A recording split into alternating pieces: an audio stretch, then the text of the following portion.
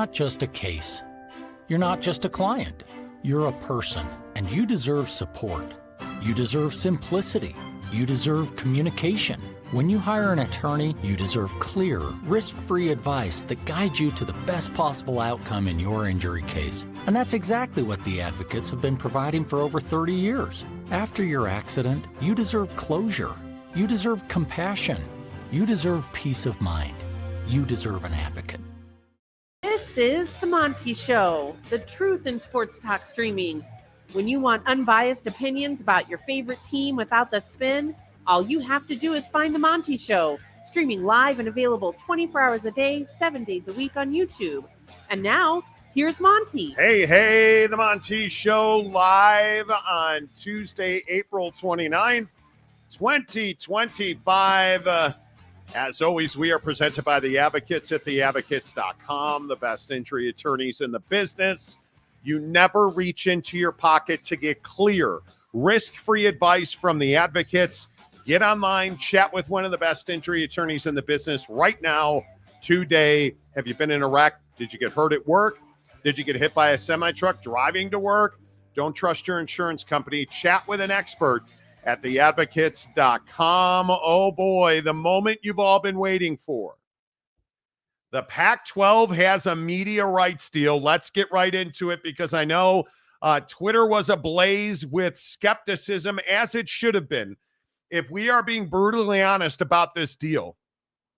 And I hesitate to call it a deal, but if we're being honest about the situation in the Pac-12, this is status quo. And if I'm a Pac-12 fan, and in this case, if I am a fan of Washington State and Oregon State, I am thrilled.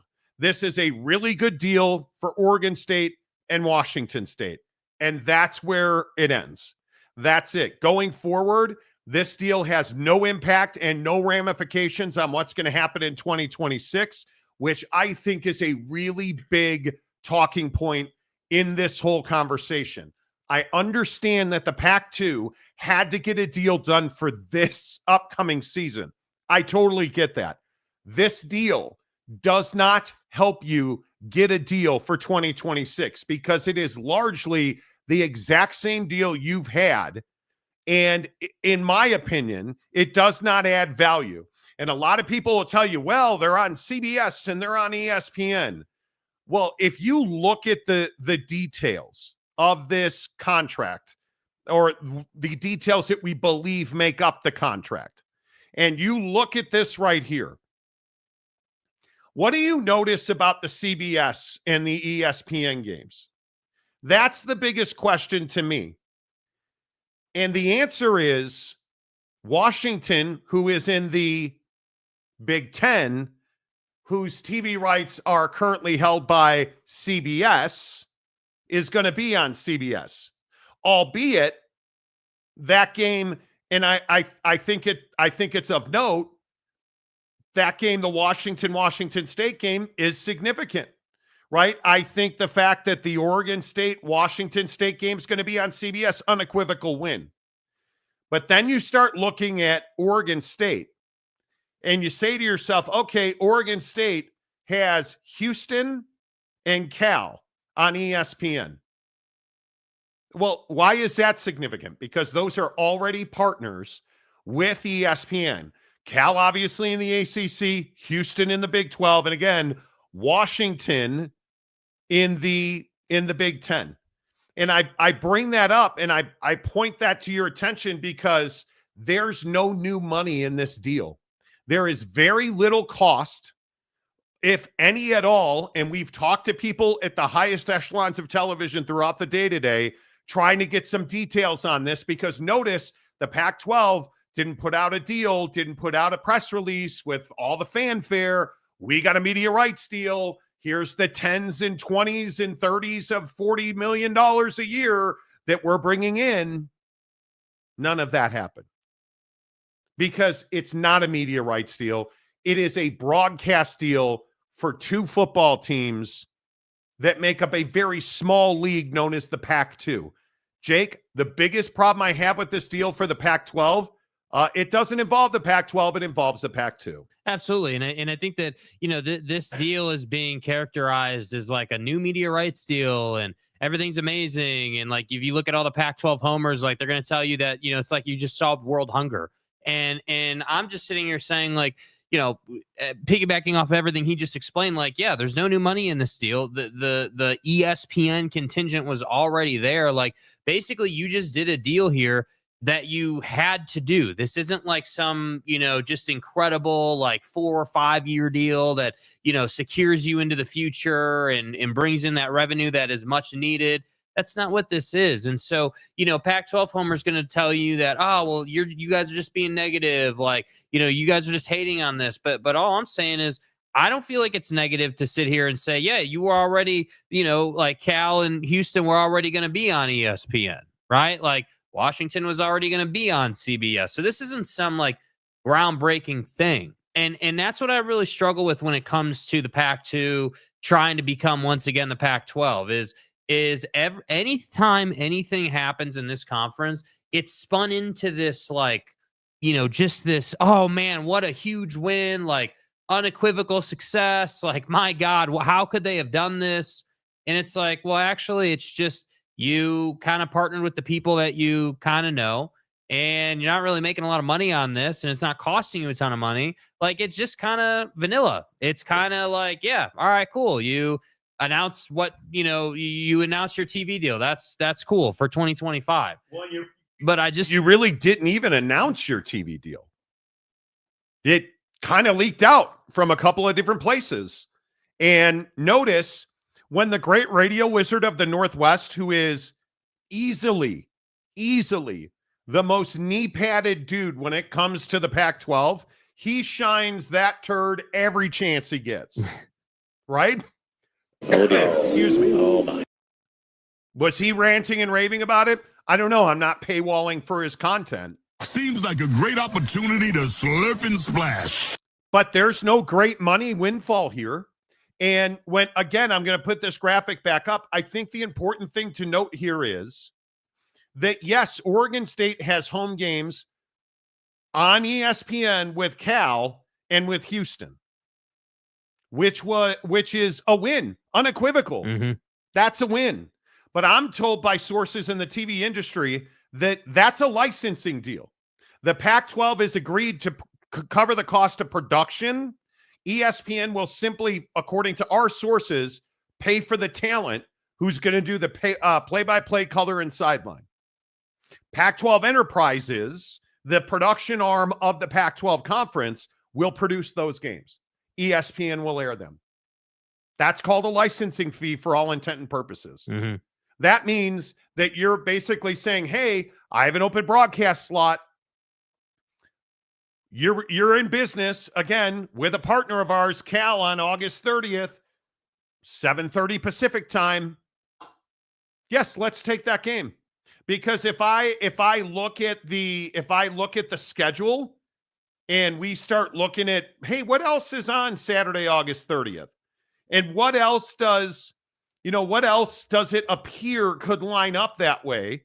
Portland State and BYU. Well, would you rather have Portland State and BYU? Or would you rather have Cal and Oregon State?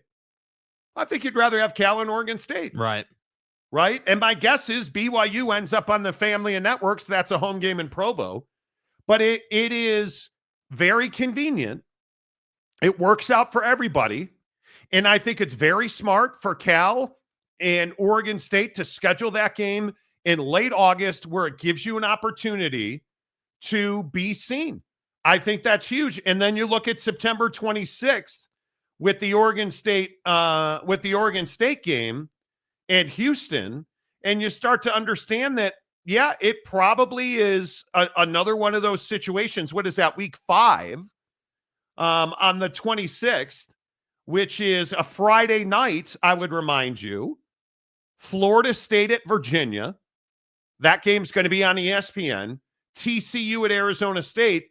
So my guess is those times in those games, those two games, we don't have a time for those games yet. My guess is you're going to see an early, a mid, and then Pac-12 after dark on a Friday night. Right.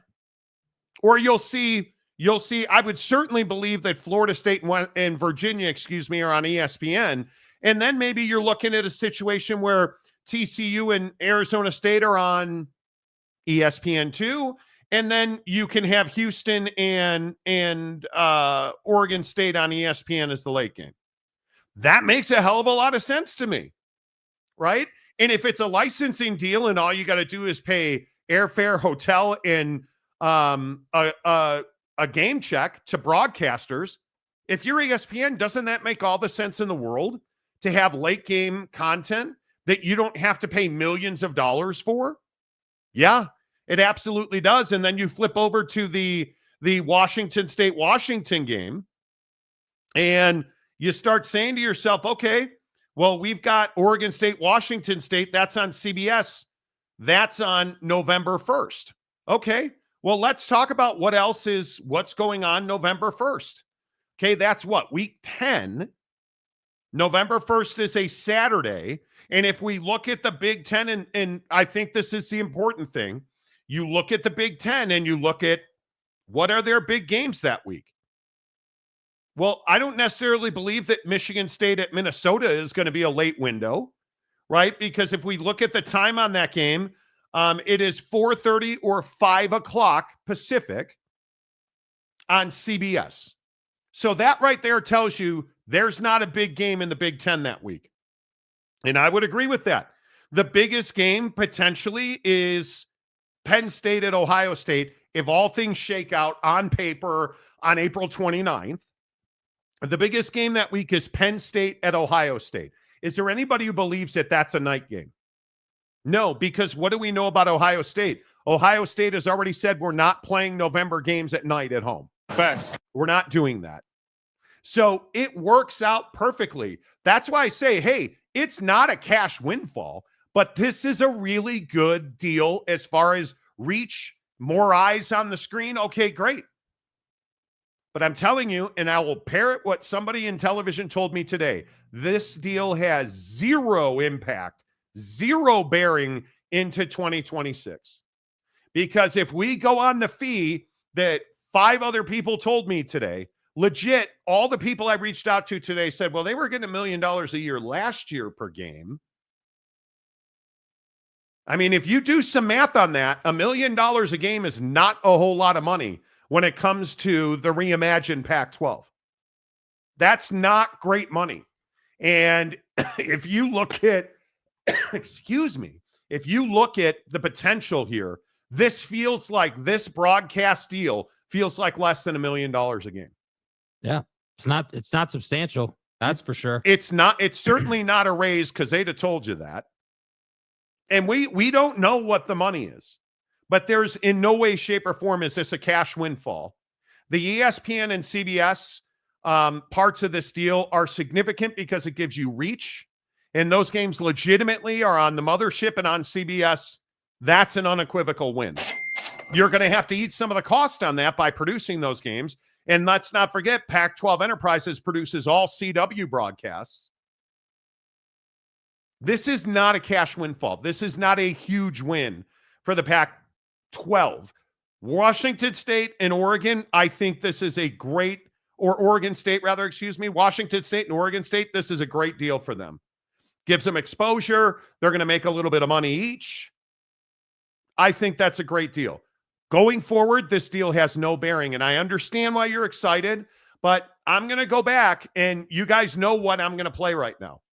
I'm going to go back, and I'm going to tell you that JD Wicker looks like a complete jerk off now, because you're the athletic director, and you're sitting around telling people unsolicited, nobody had a gun to your head, there was no duress when you said this to a group of your fans and donors. At the end of next month, we will have the MOU done for our television deal. So we will know what our TV deal is going to be, who our partners are going to be.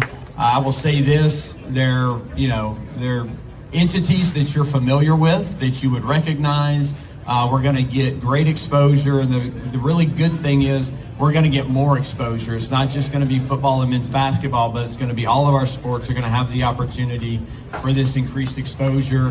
It's going to be increased revenue, which is a big thing for us. So that's really the next big piece. Once we know that, then we can go recruit that 8th football playing member. We need one more football playing member that has all of its sports to meet FBS rules or NCAA FBS rules. And then after that, we'll figure out if we're adding 1, 2, or 3 more schools, and whether they're coming in all of their sports. They might be coming in some of their sports.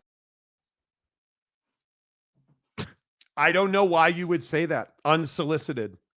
Why would you go off script when nobody was pressuring you to do that? Because this deal does not, the deal you just heard J.D. Wigger, the athletic director at San Diego State, describe does not exist. Doesn't exist. There's no memo of understanding. There's a TV deal for Washington State and Oregon State in 2025 that has no bearing and no impact on conversations moving forward. Yeah. It's just another misstep out of the Pac-12. And if I'm the Mountain West, I think this is an unequivocal win for the Mountain West. Because if the Pac-12 today had announced hey, each of our schools for the next 4 years is getting $10 million per school, and we're going to be on ESPN every Friday and Saturday night, and that's a loss for the Mountain West. That's not what happened today. What happened today is you announced a status quo with the CW and a licensing agreement with CBS and ESPN. Yeah, and I think your best point is they didn't even really announce that. Like, right? Yeah. Like they didn't even, it wasn't like it was some big rollout that this happened. It's a great point that it just kind of got leaked out and started showing up, and guys like the great radio wizard up north are talking about it, and you just kind of have people talking about it.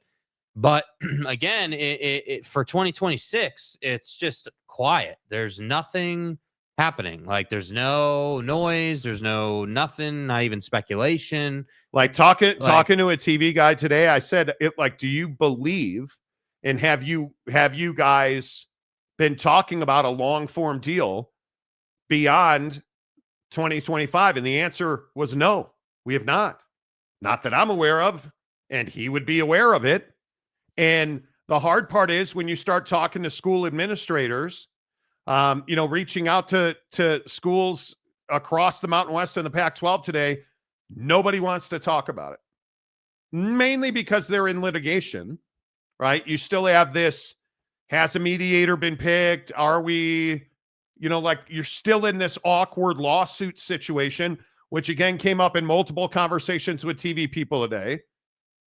And I think that's a black cloud hanging over the Pac-12 trying to get a deal going forward, because frankly, if you're the exiting members of the Mountain West and you don't come out on the positive in this mediation, and I think it'll happen in mediation, but if it goes to court, if you lose and you've got to pay exit fees and poaching fees, you can't take $1 million per game kind of deal. You won't survive on that. That's a loss leader right there.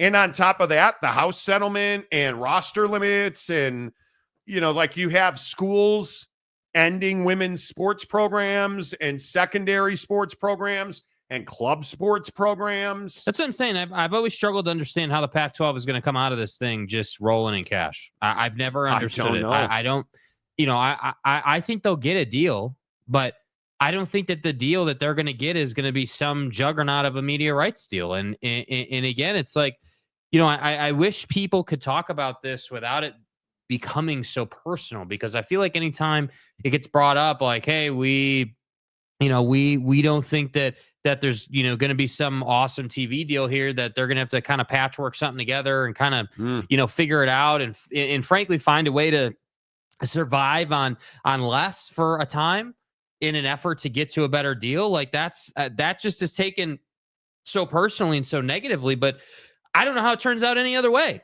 I don't know. Like the only thing that I kind of took away from this TV deal, this media rights deal that everyone seems to be referring to this as, is I was just like, yeah, this just kind of feels like slap together is harsh, but it just kind of feels like, hey, like this is what you could put together. You got, Washington State and Oregon State had to kind of figure it out. Obviously we're approaching the start of a new academic year this summer. We're heading into May here, like academics, schedules or calendars, I should say, end in June and July. Like you're moving here. Like you've only got 2 months. You had to get something done here for 25. So I think anyone saying like, hey, this deal is somehow representative of like what they could possibly get or something, I don't even think we can say that, because I just think this was so situational for Washington State and Oregon State. It's not, it would be a different conversation if we were saying, hey, like all the schools that had joined the conference got this particular deal. Even that would be a different conversation, but that's not even what this is. So that's why I really struggle with, like, one, I don't think that this means really anything for 26 and beyond. Two, I don't think it's indicative of what the value of the group of schools going to the Pac-12 would be. And three, I just think it's another opportunity for the Pac-12 mouthpieces to use it as a launching off point to say that the conference is going places, when I'm not confident that it is. Yeah, and I also think there was a significant change at the top of Fox Sports 1 today. FS1 and Fox had an unfortunate departure. You can go and read about that through a scandal. So now there's a little tumult at Fox, which I think is not good for anybody, because I think Fox Sports is going to have to play a significant role in whether it be the Mountain West or the Pac-12. Fox needs that late content. And I think I would lean towards believing that the Mountain West is in a significantly better position, because, again, you have relationships in place. And I go back to all the conversations about the Pac-12 has leverage and they're pushing down on the Mountain West. I don't believe that that's the case. I think when you are putting these two entities, the Pac-12 against the Mountain West, they both have a lot to lose and far less to gain. And I just think the mountain that the Pac-12 has to climb to be a viable entity is far steeper than the Mountain West, because the Mountain West is already a viable entity. The Mountain West already has really solid, proven leadership. The Mountain West already has a TV deal in place. The Mountain West is already down the road negotiating an extension of their TV deal. Like, you just have so many more advantages, and you have signed contracts that you're trying to defend in court and mediation. Listen, if you're, I don't know that anybody looking at this case can even argue. If you want to look at the Pac-12 versus the Mountain West, even just in this lawsuit, the Mountain West has papers signed by the Pac-12, who knowingly and without duress signed those agreements. I mean, that's the lion's share of the battle. That's a much better place to be in. I think the biggest issue that I continue to hear about is the Mountain West cannot conduct business going forward because the exiting members are still on their board. Yeah. I think that's the biggest issue, which is why I think, very wisely, the Mountain West wants to get mediation going. It was their request to take this to mediation. I don't think the Pac-12's in any hurry. Last I heard, and I could be wrong, they still don't have a mediator selected, at least not publicly. And I've asked multiple sources, hey, is there a mediator? Who's that going to be? Because I also think whoever winds up mediating that's a really important figure. And while it's different than arbitration because a mediator is really in place to try and help communication be more fruitful and bring these arguments to an end, an arbitrator makes a decision. A mediator does not. A mediator is far more of a conduit.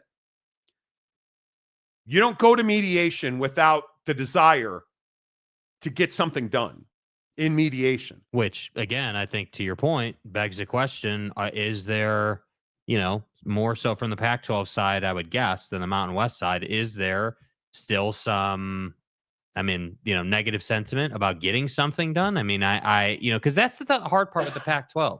I feel like we never have a great grip on like where they are because we don't really hear from them outside of like fluff piece interviews that they do. We don't know, like, is the Pac-12, have they acquiesced at all? Have they come to the middle a little bit? Are they still in the same place that they were, where they're trying to, not poach teams, but just use those kind of tactics to try to gain an advantage somehow? Like, it's just difficult to understand what they're doing. But if you go back to what Teresa Gould told Front Office Sports, and I continue to put people under the microscope for the words that they have spoken. I think in today's world, politics, sports, life, we have to hold people accountable for the things they say. Facts. Here's what Teresa Gould, the commissioner of the Pac-12, told Front Office Sports about, I would guess, this TV deal and others and what they needed out of it. The one thing I keep saying to potential partners is, given where we are as a league, I don't want these partnerships to be transactional partnerships. I don't want this to be a media rights partner writing us a check and televising a bunch of games. We need these partnerships to be transformational at this point, and for somebody to really jump in with us and say, we want to help elevate and reimagine the new Pac-12. Yeah. You're saying. I see what you're saying. See, like, we're sitting here listening to this clip, and she says, we don't want somebody to cut us a check and televise games. And what did you say? That's exactly what this is. And it kind of is. I mean, it's both things, right? I mean, because you're not wrong. Obviously, we know that they're producing these games, and they with have that the cost. CW. The CW is quite literally saying, we'll give you the airtime. You guys produce the games. So you're cutting them a check. Yeah. And you're putting their games on. Yeah. I don't think there's any question being on ESPN, no matter what the cost is, because I also think one of the things I'm begging you to wrap your heads around, just because, and throw out any number, and let's say $1 million a game. Yeah. Let's say that this Pac-2 TV deal is worth $1 million a game, because everybody today told me, well, that's what they got last year. My guess is, did they take a pay cut? Well, okay, great. $1 million a year. That's what your gross is. That's not what you're netting, right? Think about it this way. Your 40 hours a week paycheck is for $1,000 pre-tax. Okay, so if you're producing the games, that means you're paying for the continuing cost of upgrading, maintaining your equipment, which we know they have a massive $100 million investment in. You are paying for producers, directors, camera people. You are paying for production assistants. You are paying for broadcasters, because when the Pac-12 produces a game on CW, it's their broadcast crew. It's not the CW's. You're paying that cost. So now you're getting money, but you're spending money. You're not netting. You're not walking with $1 million a game. There's no way that that's happening. And if it is in fact true that Cal, for instance, Washington, for instance, Houston, asked ESPN to license those games, because if you're Houston, and I think this is really important, Houston, where they are in football, needs to be on TV. It's a big recruiting tool for them. So by broadcasting the Oregon State-Houston game, you're not only, if you're ESPN, you're not only helping Oregon State, you're massively helping Houston. You're massively helping Cal, who's you're already in business with in the Big 12 and the ACC. And I was told by multiple sources today that the Big 12 and the ACC, in fact, were happy and requested and backed up the notion of, hey, let's broadcast those games that we're involved in, because it makes a lot of sense for them. So if you're just simply saying, okay, we'll pay you a licensing fee to put Oregon State and Washington State Washington and Washington State, Washington and if we're going to put these games on ESPN and CBS, we'll pay you a licensing fee. You guys produce the games, which they're already doing. There's no way they're netting $1 million a game. No. There's no math that makes sense in. So that's why I say I just, when I hear the transformational partner clip, I think about what Wicker said. I look at this, again, big air quotes, conference, and I say, like, dude, you guys have not changed. You are doing the same thing that you've always done, which unfortunately is going to get you the same result you've always got. And I know that that's like a cliche thing to say, but it's true. Like if you're not going to change, if you're not going to do something innovative with this conference to get outside of the normal box to bring more value in, like you're not going to get a great TV deal. And when I talk about like getting outside of the box, like in my opinion, this conference shouldn't be scared to go all streaming. This conference shouldn't be scared to get real creative around, your social media team, using every like arm you have outside of traditional linear TV to push this league's value. And frankly, with all due respect, you're not doing that. I don't see the Pac-12 posting nearly enough. I don't see any type of exciting things. I don't see coming soon stuff. How are you not celebrating the fact that Boise extended their head football coach today? And not a small extension. It is, I don't know how many people saw it, but Spencer Danielson had his salary bumped to $2.2 million at Boise State. If I'm the Pac-2 and the future Pac-12, I am trumpeting that all over the place. Our schools are making money, and I don't care if they're in the Mountain West. I'm in branding and marketing. Yeah. Man, I don't care. If hey, listen, that's a future member of ours. Congratulations, coach, on your new $2.2 million deal. What a year. College football playoff. The future's bright. Got Jinty drafted. Now you got your contract extension. Hell of a job, coach. Come on. And I'm telling you, I would be all over that. I would be. And again, did the Pac-12 have anything to do with that? Maybe a very small piece. Maybe you're investing in Boise State's future. Not at all. The guy who should be getting a pat on the back for Danielson's contract, Ashton Jinty, had a lot to do with that. Ashton Jinty had a hell of a lot more to do with that than the Pac-12 did. But I don't care, right? I don't care. And again, I understand why you're putting out TV deals, and I understand why you're saying, hey, Washington State is going to be on CBS. Huge day for us. Hey, that's spectacular, and you should be doing that. But man, I'm telling you right now, it is vitally important that people in this league, and I agree with you 100%. If I'm the Pac-12, I want ESPN Plus. If I am the Pac-12, I am aggressively marketing and pushing to TikTok and Instagram. I am all over that because that makes us money. I am all over that. And I don't know that they will be because I just don't think that they're forward-thinking people. Yeah. I think so many people are worried about, well, they're just on ESPN Plus. Yeah. What do you mean just? So anybody with an iPhone, anybody with an Android, anybody with a tablet, a computer, a smart TV, anybody that watches football can now find our games. Great.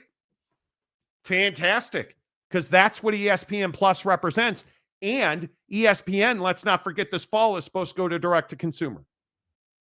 So I'm all in on the streaming thing. If I'm the Pac-12, hell, if I'm the Mountain West, I would love a deal where we're on ESPN Plus, because ESPN Plus has an F-load more reach than CBS Sports HQ does, which I can honestly tell you I've never not one time watched. Not once have I. I've watched Fox Sports Go, I think it's called, or whatever their app is. I think one time. Yeah. If you're in streaming, or if your product is in streaming and you're not on Amazon, if you are not on even Peacock, Even the major brands, you better have your games on there, and you better be on ESPN Plus. That's what's so scary about this. You're on ESPN. Are those games going to be streamed on ESPN Plus? Well, I don't know, but based on what I see on the social media deals, the Washington State, Oregon State game is going to be on Paramount Plus. Huge. That's great. That is fantastic. The Apple Cup will be on Paramount Plus. That's great. That's really good. How come the other games aren't going to be on ESPN Plus? How come they're not going to be available there? What is the CW streaming arm? Right? Like, those are all things that I view as missed opportunities. I have to believe, and maybe I'm giving them too much credit, I don't know. I have to believe they talked about that, right?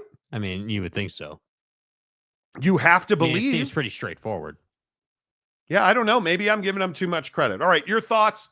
Are you guys feeling positive about the Pac-2's new TV deal, which is an old TV deal? Is this a big win for the Pac-12? Where do you guys come down on it? First in today, look at that, loaner phone. He's been a member for 14 months, red ass and all. A member for 14 months. Loaner phone, we appreciate you. T. Lawrence says, CBS, ESPN going to force Pac-12 and Mountain West to merge. Nobody's forcing anybody to do anything. There's no forcing. Both conferences are up for media negotiations in 2026. Correct. But our sources have told us repeatedly, Gloria Nevarez has told the Pac-12, we'd like to talk about merging. Let's talk about a merger. Let's talk about a merger. And Teresa Gould and her constituents at the Pac-2 have said no, no, no. At every turn. No, no, no. So the Mountain West, and I'll continue to say this, the Mountain West is not the problem here. Yeah, I feel like they've tried to be solutions-oriented. Yeah, totally agree. Steve Stepanek, how are you, sir? The Big 12 is lucky they are not in this spot. Yeah, well, that's what happens when you hire a good commissioner. I mean, honestly, like, that's what happens. I think you have to play offense when it comes to media rights. And again, I'll remind you that Gloria Nevarez was on this show, and what did she say? Hey, we're talking to our partners. Hey, we're moving the process forward. So the Mountain West is being proactive. And I feel like this move again today from the Pac-12, this is a defensive move. And there are certainly wins. Again, I'll say ESPN and CBS, unequivocal win. You might lose money on those games unless you get out to market and you put a lot of ad partnerships in those games, which I would hope you would do. One's the Apple Cup. You should be able to brand that and have an Apple Cup sponsor, right? Yeah. That's a big game. But that's an unequivocal win. There is no doubt about that. There is no doubt about that. Wow, you guys, amazing. A lot of comments today. Who's at the top? Bobblehead Guru. Okay. Is this your first time here? Maury Alvarez, hello. First like, woohoo. Maury, hope Florida's treating you well. Joseph Harper, hello. Mike Smith. Good to see you. Boyd Lake. Guys. Is the Pac getting the pro rata they deserve? Well, they just might be getting the pro rata they deserve. My question is does either the Mountain West or the Pac-12 get a windfall? Do they get, because again, I always ask, what do you think a deal in 2026 is worth? And I continue to hear, well, is it going to be one deal or is it going to be multiple deals? Because if it's multiple deals, they're both going to lose. Okay, me speculating, my opinion, not factual. It would be concerning to me if I was the Pac-12 and I knew who Gloria Nevarez talks to, because they know the relationship she has clearly. Certainly. It would be concerning to me that the Pac-2 and its leadership, in my opinion, based on the information that we have, is viewed as kind of the stubborn kid in the room, viewed as the party that, asks for too much, doesn't do business the way most people would, like is kind of the stick in the mud in a sense, like they just make things more difficult. It would be concerning to me that if I'm the Pac-12 and I know that we're viewed like that maybe a little bit, that it's us, the Mountain West, and then all the TV partners, and we have to figure out how to fit into that sandbox. And if you're the TV partners, why would you want to work with someone who's a pain in the ass and doesn't regularly go to the college football playoff, right? Doesn't regularly return the ROI? Because that's what it is for TV partners, right? All TV partners are doing is saying, okay, what game can we sell ads into? What game can we try to make money on? Like, that's their whole lifeblood, So they're looking at this situation, I'm assuming, just saying, yeah, you guys should merge. Yeah. Which is why I think, which is why I think Gloria Nevarez has been so outspoken about merging and has offered that and has, I think, she was on the show and told you guys why initially, hey, we knew that we had to help them. They needed help. We were going to help them. But I think I think Gloria wanted to try to use that initial outreach to help them with scheduling as a jumping off point to get into merger talks. And I think the fact that it's pretty well known now that Teresa Gould and company are not interested in that, to me, that which just still sends, is just such a dereliction of duty. Yeah, it's just shocking. And so you think about the ripples that creates in the pond, if you will. And I'm just sitting here saying, hey, if you're the Pac-12, at some point, you're going to have to play ball. At some point, you are going to be forced to do things you don't want to do, or you can simply not survive, because that's the alternative. And that's why I say when we're talking about, like, hey, what is this media rights deal for 2025 mean? What does, how does it play forward? Like, that's why I keep saying I don't think it plays forward or it has, any type of meaning for what you could do moving forward, because to your point with what you were saying earlier, like, you haven't even figured out who your mediator is going to be. Like, are you serious? Like, we don't have 5 years to mediate together. No. And specifically, the Pac-12 doesn't have loads of time. Because in my opinion, I've always been on this side. I do think if the Mountain West wanted to, they could lean on the Pac-12. You could say, hey, we're not going to help you. You're in the wind. Good luck affording all of this. And then find their way around the, hey, the exiting members are preventing us from doing business. That's just a matter of time. Because once those members leave, now you're good to go. And now the Pac-12 is out in the wind. So again, I just don't think anyone feels bad for the Pac-12. I don't think this is like, oh man, we gotta find a way, because they're not making it easier on themselves. They're not. And I think when you start looking at this schedule and you start to understand that, I understand, you guys. I totally understand that people believe, people were tweeting at me today saying that this is more exposure and for every game across the sky. It's not. It's not, but at least you're getting the CW, which is giving you regional reach, which I think is paramount, because I don't think anybody in the Upper East Coast, I don't think anybody in the Southeast, I don't think anybody in the state of Texas gives a rat's ass about Washington State and Oregon State. There's zero Q factor there. Now, maybe when you're playing Louisiana Tech, maybe when you're playing Wake Forest, Sam Houston, yeah, maybe when you're playing Lafayette or Houston, okay, great. But I don't think this is exponentially more reach for all of their games. And I don't know. I'm probably being redundant. I just don't see I don't see a lot of benefit if you're Fresno State or Boise State to have left. Yeah, that's, and I think that's the crux of the conversation. I don't think you're being redundant at all. I think that we've seen this movie before with the Pac-12, where it's like, hey, something happens. Like, this graphic's a perfect example. Something happens. In this case, with this graphic, we got this group of schools. We're going to put out a graphic, and we're going to say, oh my goodness, our league's back in form. We're well on our way. Everything's amazing. But then when you go past that and you start to dig into, well, hold on a second. You don't have media rights for 26 and moving forward. You know, so where's that revenue going to come from? Yeah. And then to piggyback off of that point, and this is where it gets a little repetitive because we've talked about this a ton. But what did you tell these schools? What did you promise? Yeah, what was the sales pitch? What did you? Hey, we promise that you're going to get $10 million a year. Was that the promise? Like, because that's the problem. What else do you have to recognize here? None of these deals are done.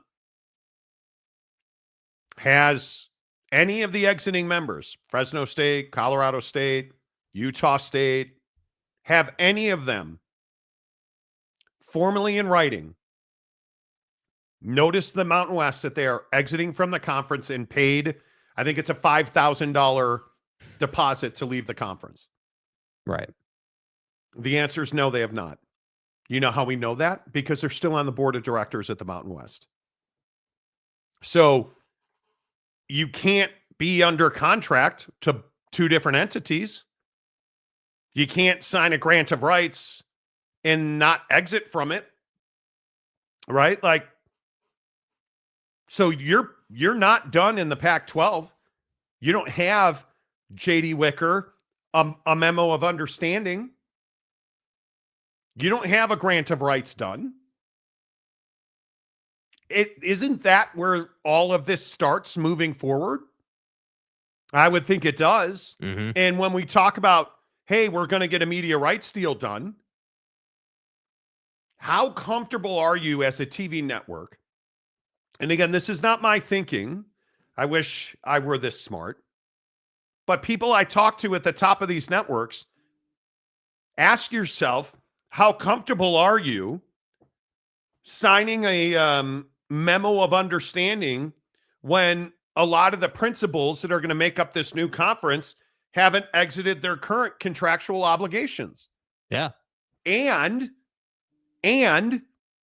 how comfortable are you when you know that when they do exit their situation, that they're going to be damaging some of your fellow TV membership, some of your constituents in the sports TV world? It's not a great look for anybody.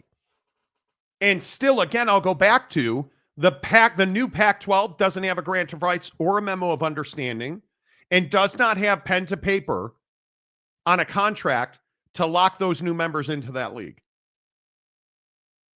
And we're supposed to be surprised that you don't have a TV contract moving beyond 2025. Because I keep telling you this stuff, and J.D. Wicker keeps talking, and Teresa Gould keeps talking, and I'm just little old Monty over here, and you guys tell me I hate the Pac-12 and I don't know what I'm talking about. Well, go talk to Deep Throat in the Northwest, and go do your back-of-the-envelope calculations. Because the truth of the matter is, the Pac-12 is who we thought they were. And it's what you said a few minutes ago. When you keep doing the same thing and you're expecting a different outcome, now you as a Pac-12 fan, when you're sitting here expecting a different outcome and you're $10 million per school per year, back to the envelope calculations, now it's your fault. It's no longer the Pac-12's fault because they keep putting the shit in the bag and burning it on your front porch, and you keep thinking it's like chocolate cake or something. Facts. And it just turns out to be another dog turd that's on fire. Let them handle their business in a professional fashion where they actually live up to their obligations, where they're not shorting Comcast with accounting errors that they allegedly knew about and didn't say anything. And then when the conference meltdown, everybody's got to reach into their pocket. Let them, for once, do some real homework and not back of the envelope calculations, and not slander universities who are members that they're desperate to keep. Because that's the other thing that I keep going back to, like with this UCLA back of the envelope calculation bullshit. back to the envelope calculations. Ask yourself, what if UCLA had to stay in that league? How would that relationship have worked out? That would not have been a good look. Why do you think everybody pulled up stakes and left together? And by they the were way, all talking about you behind your back. to your point, why do you think USC did what they did to start this whole thing? I mean, I think it goes right in what you're saying, right? We all remember the infamous Carroll poll, Yeah. right? So, like, you know, I don't know, man. I'm not going to get and I'm sure we've got thousands of comments or whatever. I'm sure there are people here, Pac-12 fan, I'm sure is defending your position and saying we're hating or whatever. We'll see in a minute, but I'm not going to be bothered by that stuff anymore because frankly, I'm in a place with this conversation now where we on this show over the last I don't know what 2-3 years going through this process with the Pac-12, like we're not fools on this anymore, bro. We've seen what you've done. We talk to people. We know what's happening. Like we understand and know what to expect from you, behaviorally speaking. And I'm not going to be surprised or upset anymore. And if you're the person respectfully, really respectfully, if you're going to keep just expecting this conference to like do the right business thing or somehow to like reinvent the wheel, like that's on you now, man. Like at some point you got to graduate, bro. Like I don't know what to tell you. You like you got to move on from that thought process, man. Yeah, they're not going to pull a 180 in business acumen and start doing things the way most people would have you do them. They're not going to do that, in my opinion. Alumindursky, a member for 20 months. Nice. That's right. Time flies when you're having fun. And I want you to understand, if you're just tuning in, we're talking about the new Pac-12 media rights deal. Well, that's probably a stretch. The Pac-2 broadcast deal for 2025. It is, I think it's a good deal for where the Pac-2 is. The Pac-2 will have the majority of their games on the CW. Oregon State gets Houston, Cal, and Washington State on ESPN and CBS. Washington State gets the Apple Cup with Washington on CBS, which I think is unequivocally a win. That's big. That's reach. The question that we continue to ask is, how much are you getting on this TV deal? And the reason we have to ask that is because the Pac-12 isn't saying two words about this and not announcing what the deal is, only to say, hey, here's our broadcast schedule. And sources in the television industry tell us that they are probably grossing, not netting, not walking away with, they are grossing close to $1 million a game. Sources also tell us that the Pac-12 and Pac-12 enterprises are responsible for producing all of the games on their schedule. And that on the ESPN deals, I was told it's more of a licensing type deal where ESPN is going to pay the freight for the broadcasting, essentially the on-air talent, which means the airfare, the accommodations, and the talent fee to broadcast the game. But that the Pac-12 will produce those games. I don't know. I don't see that as an unequivocal win. I think it's what you had to do. And I agree. I respect it. I'm not, and we're not going to sit here and like, I don't think it's a negative thing. I also don't think it's a positive thing. I just think I think the best way to describe what this is you did what you had to do for 2025. And that's great. Cool. Like, I'm glad you got that done. And I would agree. There are some really nice opportunities on here with ESPN and CBS to get the opportunity to play on the big boy networks, right? Not to be on CBS Sports Network or, FS1. But it's not all of your games. Like Washington State only gets the Apple Cup on CBS. Yeah. And these are all home games, by the way, because I want to remind people, you only control the rights to your home games. Okay, so that's why you don't see their road games here. These are all games that will be in Corvallis and on the Palouse because that's all they have control of. And I think being on CBS and ESPN, even if you lose a bit of money in those games, if you are, one of the things that was brought to me today was, well, is ESPN, because ESPN is notoriously difficult when it comes to, hey, we want to produce these games, and ESPN and the Pac-12 have had these conversations.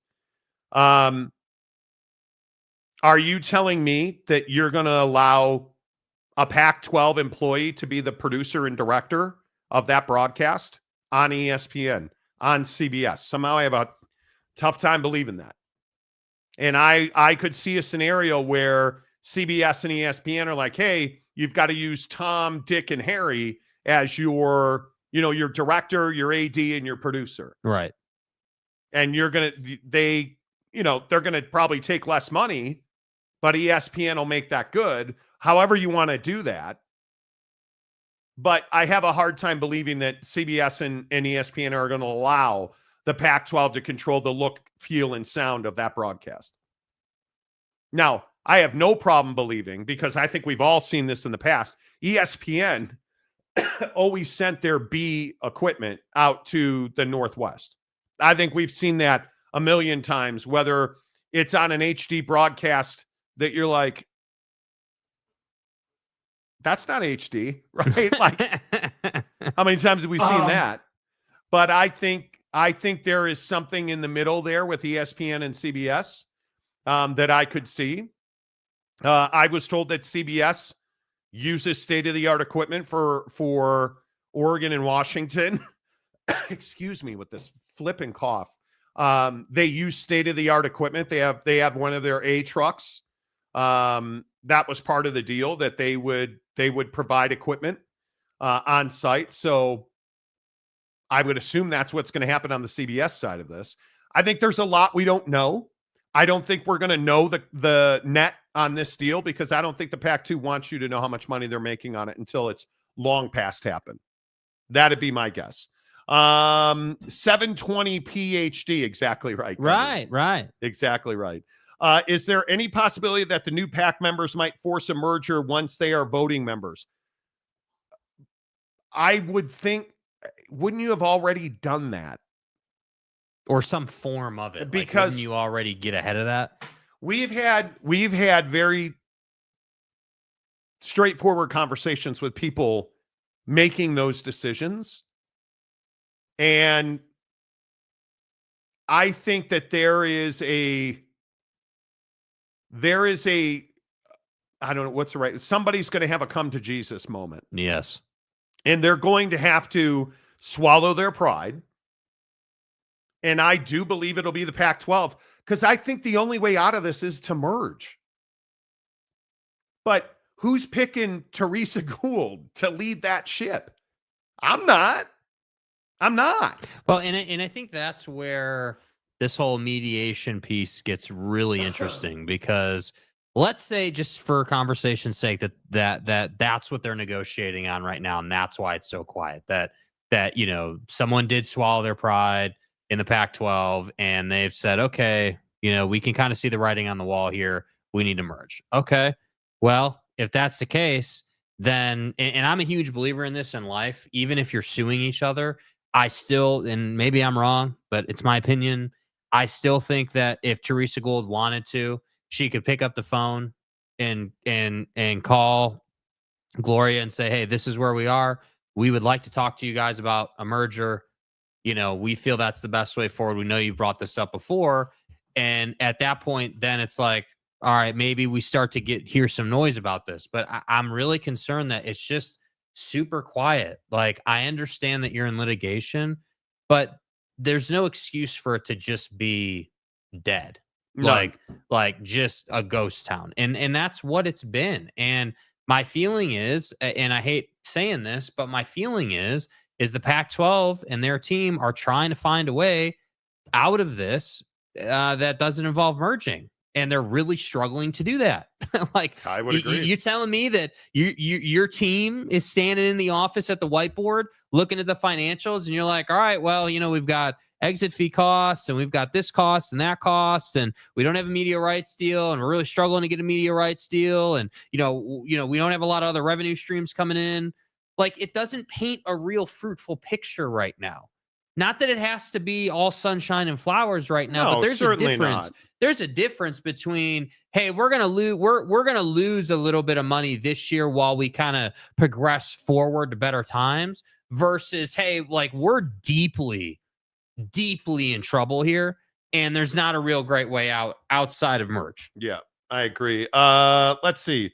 Monty and Jake have been batting 1,000 on all the Pac-12 news. They clearly have done their research. Now I believe that the new Pac-12 will have exciting football that's worth watching, so I will tune in. And I hope your butt's feeling better, James. Yeah, can we talk about this? James lost his ever-loving mind yesterday and was all pissed off that we intentionally ignored his paid comment and we were disrespectful. So I tweeted him a screenshot of us not ignoring his comment and reading his comment. And his answer to that was, well, I've been back and forth to the bathroom a lot, so I probably missed it. Inferring that the butthole wasn't so happy and stuff. So, hey, listen, man. I hope you're feeling better. James, my only ask, dude, is before you try to be a red ass on Twitter with us, like maybe verify that we actually skipped over your comment, even though we never skip over your comment. Joey B, does the new Pac-12 champ still get a Rose Bowl spot? They do not. Sweet Beans TV, where have you been, Sweet Beans? Mountain West has no media rights deal last 2026.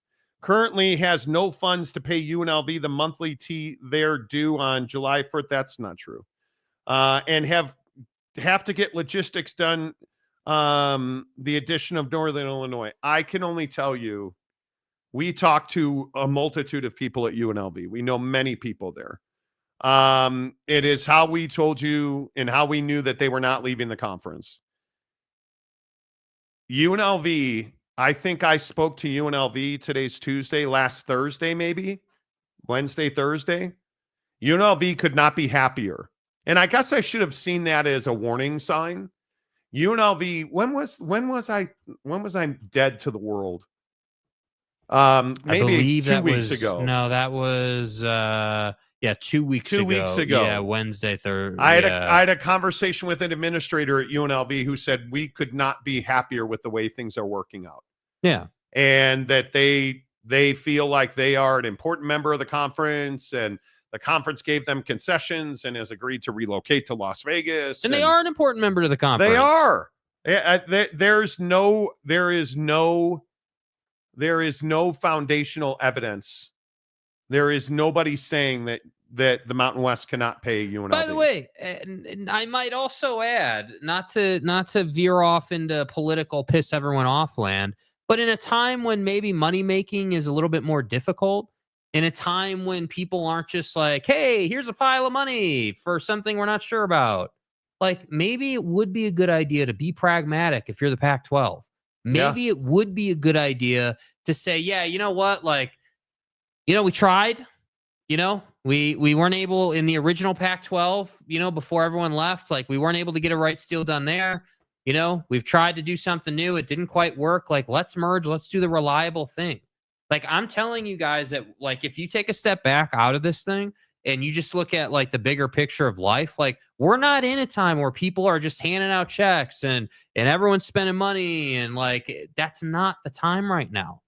Like, it's just not. Whether you're pro or anti or whoever, that's not even what it's about. No.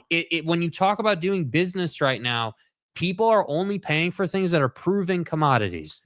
Like, that's it. And I think when you look at comments like this, Sweet Beans, I don't know you at all. I have no idea who you are. All I can tell you is the money has not changed for the Mountain West because dues are still being paid. You're still getting tournament shares. You just went to the college football playoff. The money has not changed. You have a TV deal in place. So the idea that all of a sudden you're broke and you can't pay anybody. Yeah. And like the logistics of the addition of Northern Illinois, I have talked to people at the conference that are involved in that scenario where they have told us that all of that stuff is done. The pen's put to paper. That's over with now. So I understand and I would assume you're a Pac-12 supporter. That's a guess. Hoping for the Mountain West to fail so that the Pac-12 can succeed is not only short-sighted, it's just not necessary. Neither one of these conferences, and I really hope, especially on the Pac-12 side of this, that you can grasp this. Neither one of these conferences is in position for a windfall of cash through a media rights deal. They're not, because they're working against each other, even if unintentionally. Gloria Navarro's had it right. We should merge. We should take our assets, put them into one pot, make more money for everybody instead of dividing and trying to conquer. And I truly think, and I'm not speaking, nobody at the Mountain West, Gloria certainly didn't say this when she was on the show.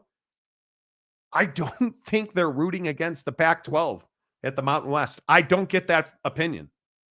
I don't get that feeling in talking to athletic directors who are in the Mountain West. I can tell you people at UNLV are not telling me or rooting against the Pac-12. They don't hate the Pac-12. I think the Pac-12 and its fan base is so hoping that the Mountain West will fail. The Mountain West is just trying to go about their business. And they want the money that's owed to them contractually. That's truly what it is. Yeah. Steely, how are you? Good afternoon, Morty and Jack. Hey, Morty. All right, aluminum. No, I didn't. Hey, two holes. Steel aluminum. Yeah, it's just a metal joke. Weird how they're not trumpeting the dollar value of this contract. That's what I'd be doing if it was good. Well, yeah. That tells you what it is. Stadium guy James, that's funny. The Washington State schedule says they are playing Washington State. I don't think it does. What do you mean? Let me put the graphic back up. Washington State on the right side of the page says they're playing Washington, Oregon State. No, it doesn't. Go back to bed, James. It's okay. It's okay. We know. The Boho takes it out of you.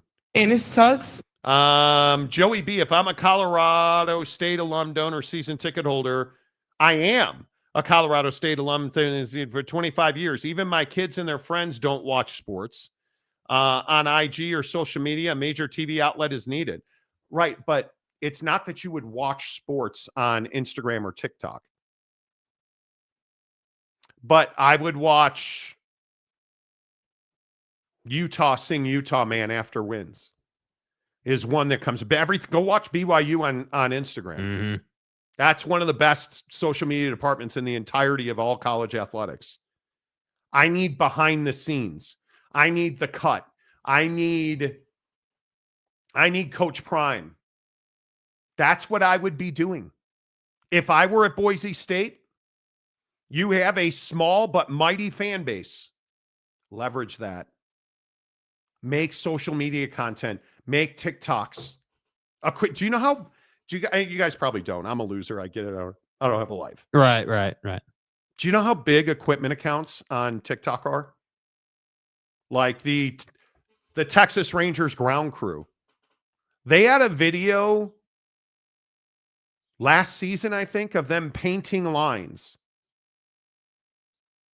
Like they put a camera, a GoPro, on a paint machine that was going down the first base line. That video got over 1 million views. Dilly. They're making money on that. That's like equipment guy. Like, I think the 49ers, I could be wrong. I think the 49ers equipment staff has their own TikTok. And all it is, hey, watch me sticker this helmet. Hey, watch me sew these numbers. Hey, watch me spit shine this jock strap. People love it. Like the shoe vaults in these football buildings. That's what I'm talking. I'm not talking about broadcasting a game. I'm talking about everything between the end of the game and kickoff the next week. You need to leverage that. I would categorize it or characterize it as everything you don't see on TV. Yes, absolutely. ACC Commissioner Gummy, keep the Pac-12 name with Glory at the helm is probably the best way forward. Totally agree. Yeah. 100%. I totally agree. No one, Sweet Beans TV, no one is merging, so we can move on to talk about the Mountain West. They have zero to pay. Like, I'm trying to understand this.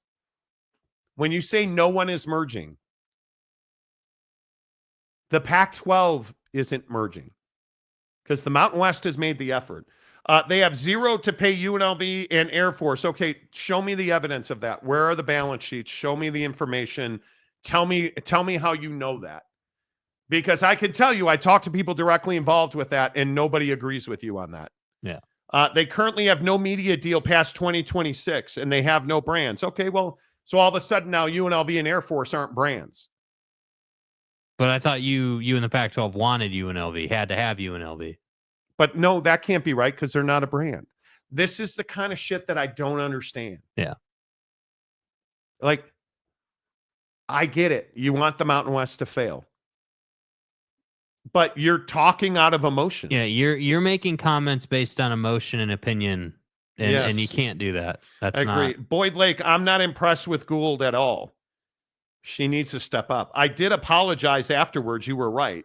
Well, it doesn't matter if you apologized. You still like went all red ass, right? So chill. Let's see. Where did the Mountain West get $50 million to pay UNLV and Air Force? Well, part of that's going to come from the exit fees and the poaching fees. So I that's a pretty straightforward answer. Yeah. You have to understand that money will be paid. What percentage of it? Okay, we can talk about that.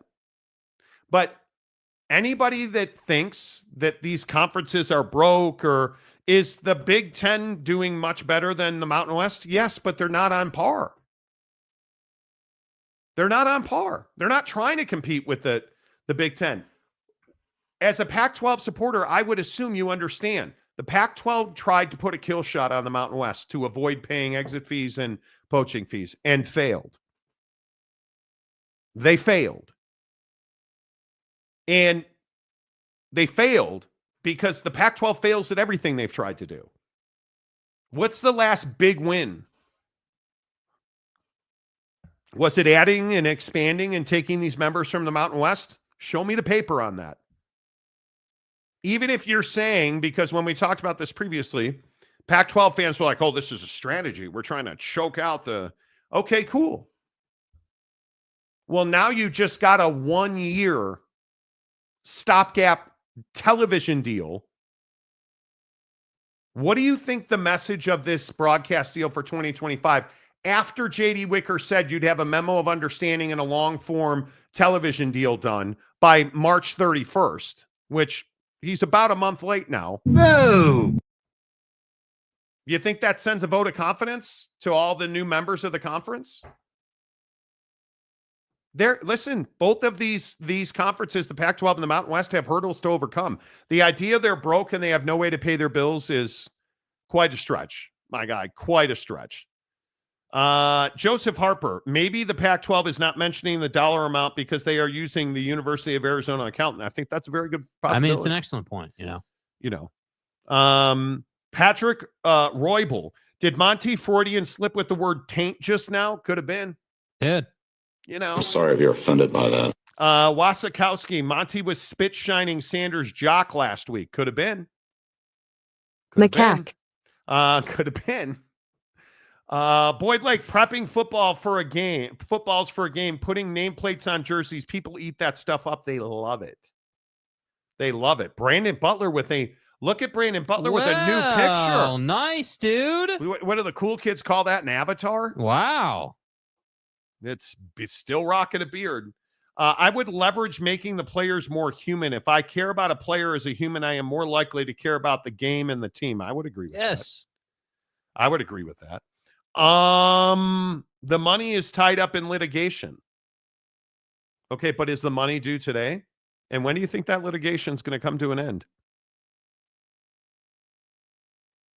And I just will go back. And I know this is crazy talk. Who has the advantage when there's a contract signed and no duress is present? And again, I will just ask you, if we go back in time over the entire landscape, I don't know what's the best case study for this. Oh, that's right, when the Pac-12 melted down. Let me ask you this.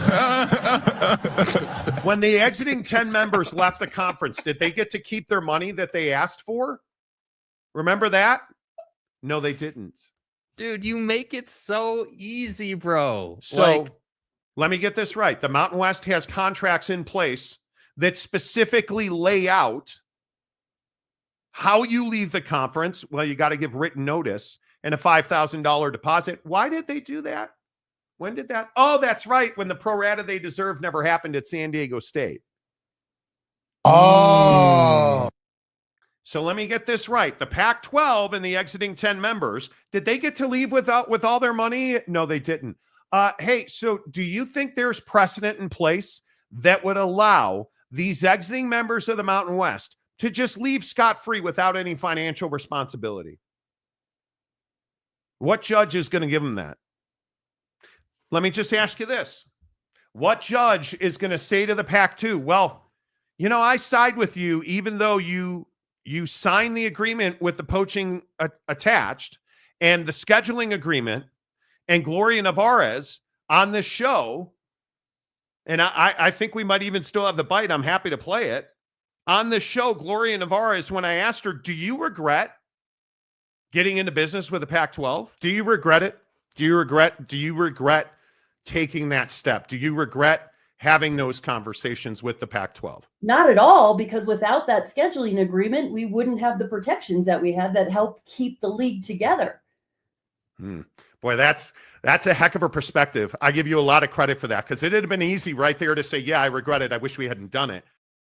So wait, let me get this right. Had you not done a scheduling agreement, you believed without the scheduling agreement, the Pac-12 was going to poach teams from you. So you did a scheduling agreement and you put a poaching protection in there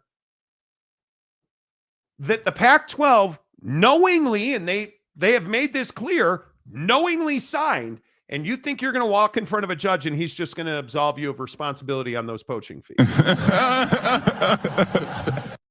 Because that's the only way this nonsense about they're broke, they can't afford it, they don't have enough butter for all the bread and toast. Sorry. They don't have enough banana bread for all the bananas.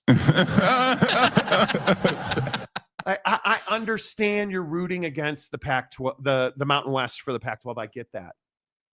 There's no precedent anywhere in the history of conferences and grant of rights where exiting members have gotten to walk away without paying a penalty. And contract law is pretty flippin' bulletproof in this country. Mm-hmm.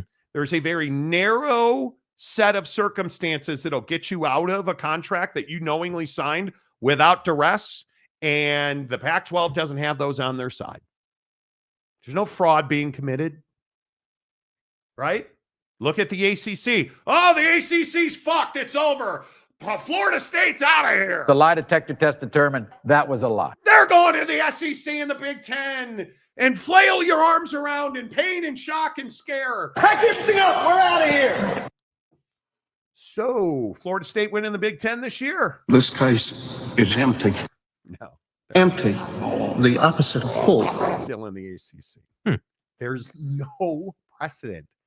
And not only is there no precedent, there's not one time in the history of grant of rights where somebody in the position of the Pac-12 and the exiting members of the Mountain West have won their case, especially when it went in front of a judge. When did that happen, Marty? Hey, Marty, when did that happen? The exiting 10 members of the Pac-12 who tried to do exactly what the exiting members of the Mountain West are doing, which is take their money and run.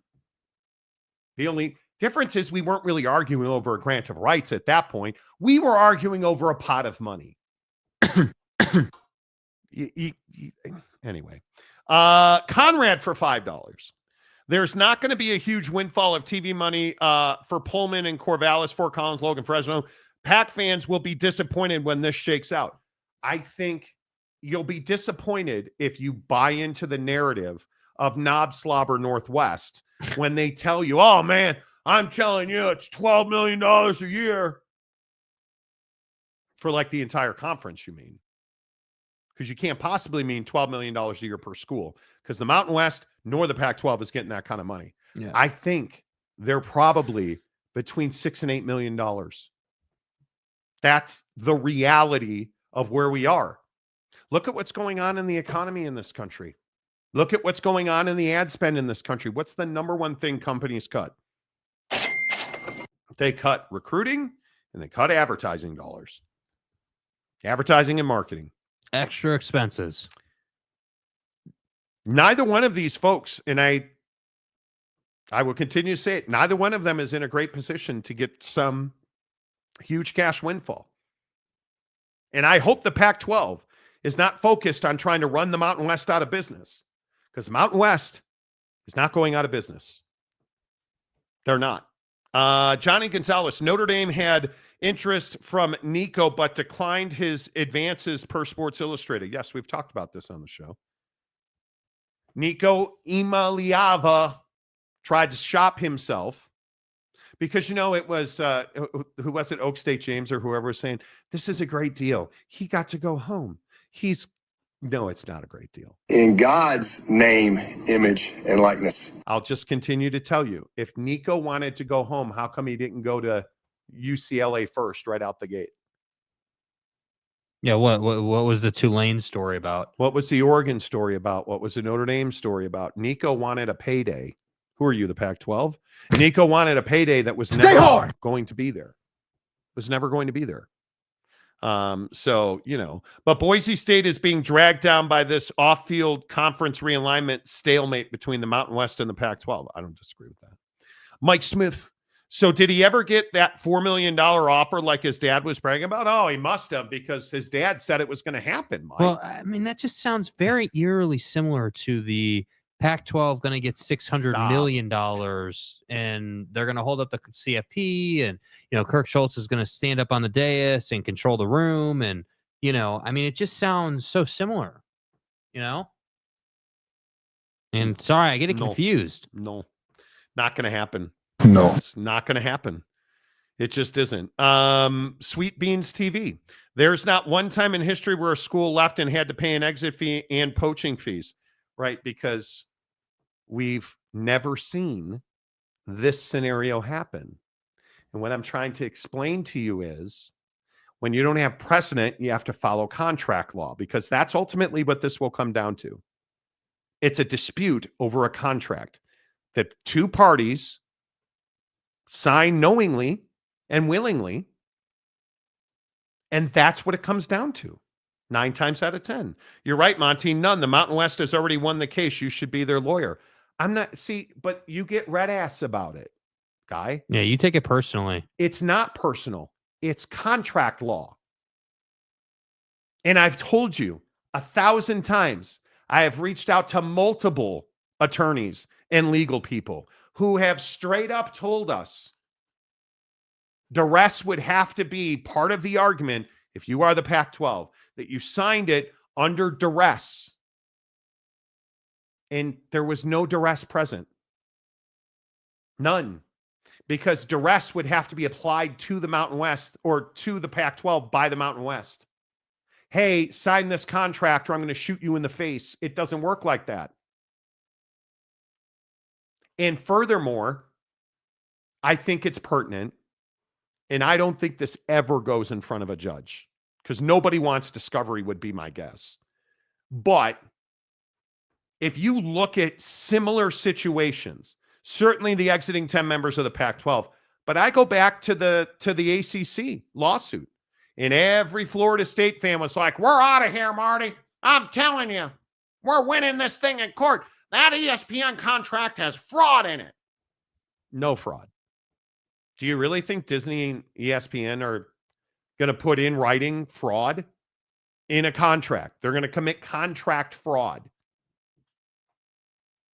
There was never going to be fraud there. And when you look at these situations in sports, it almost always comes down to the letters on the piece of paper. What does it say? What is your responsibility? And did you act in good faith? And I think the good faith clause and the good faith practices that are required in contract law, and not that you guys give a rat's ass about this, but if you go look at good faith basis, when you sign a contract, you have a good faith expectation that you will operate in good faith to execute the tenets of that contract. Pretty straightforward. The implied covenant of good faith and fair dealing. Thank you. This legal concept present in many contracts means that neither party should do anything that would undermine the other party's ability to receive the benefits of the agreement. Undermine the ability. Breach of good faith. It gets better. A breach of this duty can occur when someone acts in a way that evades the spirit of the agreement, interferes with the other party's ability to perform, or fails to perform their own obligations without a valid reason. It's not an opinion. And I keep trying to tell people that. That's why I tell you, Knob Slob Northwest, it's all opinions, right? When you look at Pac-12 fans, it's all opinions. So again, this is what I was referencing earlier. Dudes like Sweet Beans and whoever else is on his side of it, y'all are talking out of your ass on this. You are not educated on contract law. You are not educated on the finances of the Mountain West and the situation. And you are for damn sure not educated to the level that we are educated in terms of who we're able to talk to, the relationships that we have. So you can keep running out. How much time and effort we've put into understanding this? Like you can keep running out your opinion, and that's fine. You're welcome to do that. Please do it. But you're not going to come in here, as with any topic, and start saying a bunch of wild things that just aren't true. And I will again remind you, this isn't Shedeur Sanders. Should he have been drafted first over Cam Ward? Let's argue about that all day. This is the law. And you have to have, if you're going to win cases like this, man, I'm tired of it. I get worn out on having to, like, the common sense part of this should just be, fuck, man, get on Google. Like, all of this is Takes on 2 Google, seconds. right? Get caught. Do what I did. Do what I did. Reach out to a lawyer that you know and ask him or her, who's the best contract lawyer you know? Because here's how I got the information. Who's the best contract lawyer you know? Reached out to a guy I know. Hey, man, who's the best contract lawyer you know? Hey, it's this guy. Cool. Would you, make an introduction? He introduced us. We got on a call. We talked about it. And he went as far as to say, hey, go look at Harvard Law's library online and go search these exact words. And I can't remember what they were now. And this will come up. Like, we've actually done the fucking homework on it.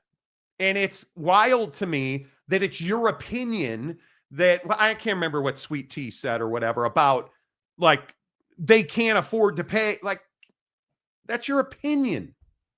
It's your opinion. All right. Well, maybe we'll come back to this. No. We won't ever come back to it. I hope not. Let's talk about Bill Belichick and his girlfriend. I think it's a fascinating story. Is Bill Belichick making decisions and taking actions under duress? We'll talk about the Belichick elder abuse case, if you will. The hoodie. After this from Prize Picks. Yo, you think Dallas' Power 4 gonna drop 30 tomorrow? Why you tripping? Did you see his mom made a post about going to the game? What? Hold up. His mama gonna be there? He's been averaging like 34 points a game when she's there. At least 40 when she be on that Jumbotron. He don't like to let his mama down. Pick more, pick less. It's that easy. Cash in on your sports fandom with Prize Picks. Should we talk about Prize Picks and your constant baiting of me to take Steph Curry last night? What? Somebody on this set. Dude, bro. Somebody on this set told me. It wasn't me, dude. It was Sweet Beans, dude. That I should take. It was Sweet Beans. That I should take Steph Curry last night.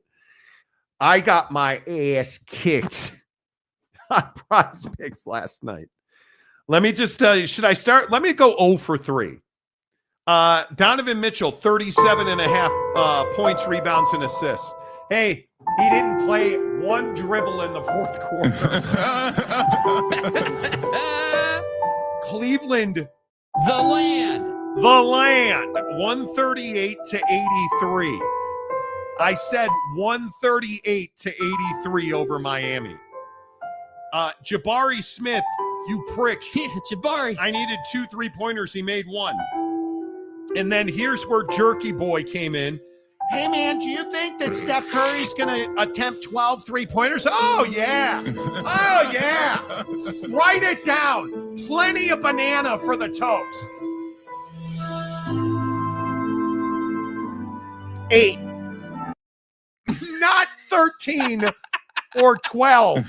8. Oh, yeah, bro. Let me tell you something. Not 1 or 2 or 10, but 8. Shut up. And then there's baseball, and I would like to say the one baseball pick that I made on my own, Selectively aggressive. Mookie Betts, he came through. 2 hits, runs, and RBIs. Needed 1. Oh, dude, you can't pass on Shohei. He's going to have remember this, he's going to have a breakout night. Boom. Out of here. Well, it wasn't last night because he only got 2 hits, runs, and RBIs, and I needed 4. Half-wit gambler. Do you view this season as a failure? Yes. Yes. And then Jake, and I don't know why I continue to listen to him. Don't fuck. Oh, what do you think, Aaron Judge? Oh, dude, it's like I can see it before it happens, Marty. It's like I'm already there, man. I'm in the bleachers at the stadium. They're on the road. Wherever the fuck he's playing, show up. He's going deep. What did you say about Aaron Judge? Well, it just has to go deep one time.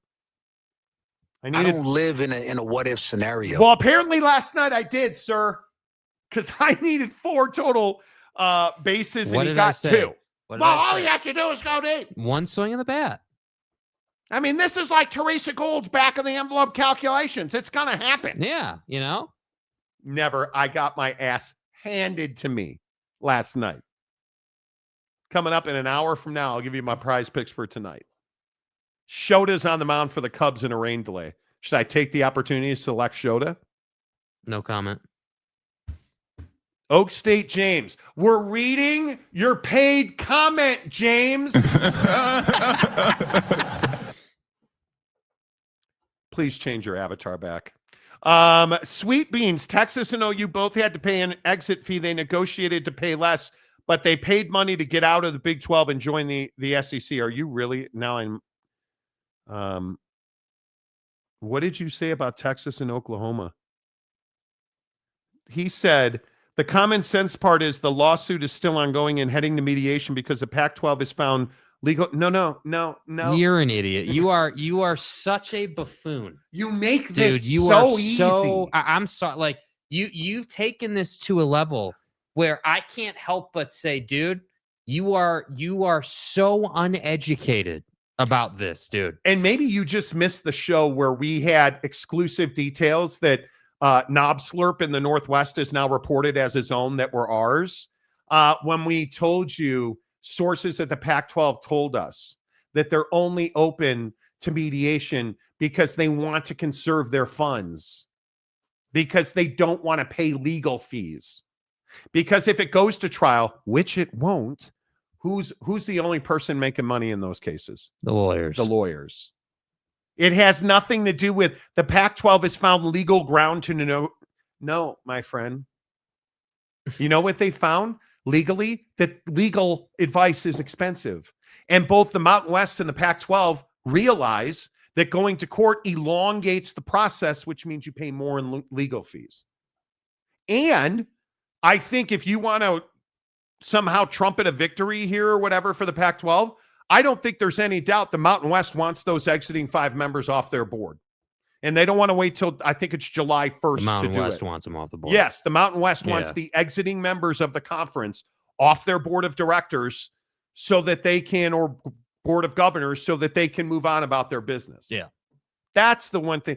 Dude, with all due respect, I don't think you're dumb or stupid, or I just think you're uneducated. You don't have the knowledge required to have the conversation. Like, you say to T. Lawrence, how much is the settlement? Will it be enough to keep UNLV around? UNLV, it's not a matter of keeping UNLV around. Do you understand that UNLV has signed the grant of rights? The grant of rights in the Mountain West is done. It's not keep UNLV around.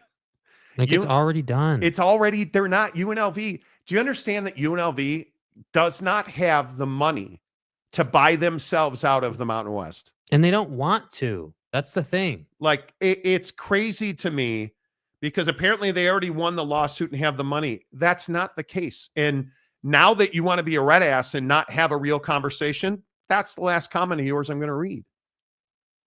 Because you're not a member and I'm trying to have a conversation with you and you want to get into all Monty says they won the lawsuit. I never said they won the lawsuit. That, dude. Like, if you want to have a conversation, I'm down for that. But when you're not in here in a position of knowledge and understanding of the legal system, and you want to argue knowledge and understanding of the legal system, and then when you get your ass handed to you, you want to go with apparently they've already won the lawsuit, you're dead to me. Yeah. That's it. Damian Fowler, Sweet Beans is really locked on Pac-12. Exactly right.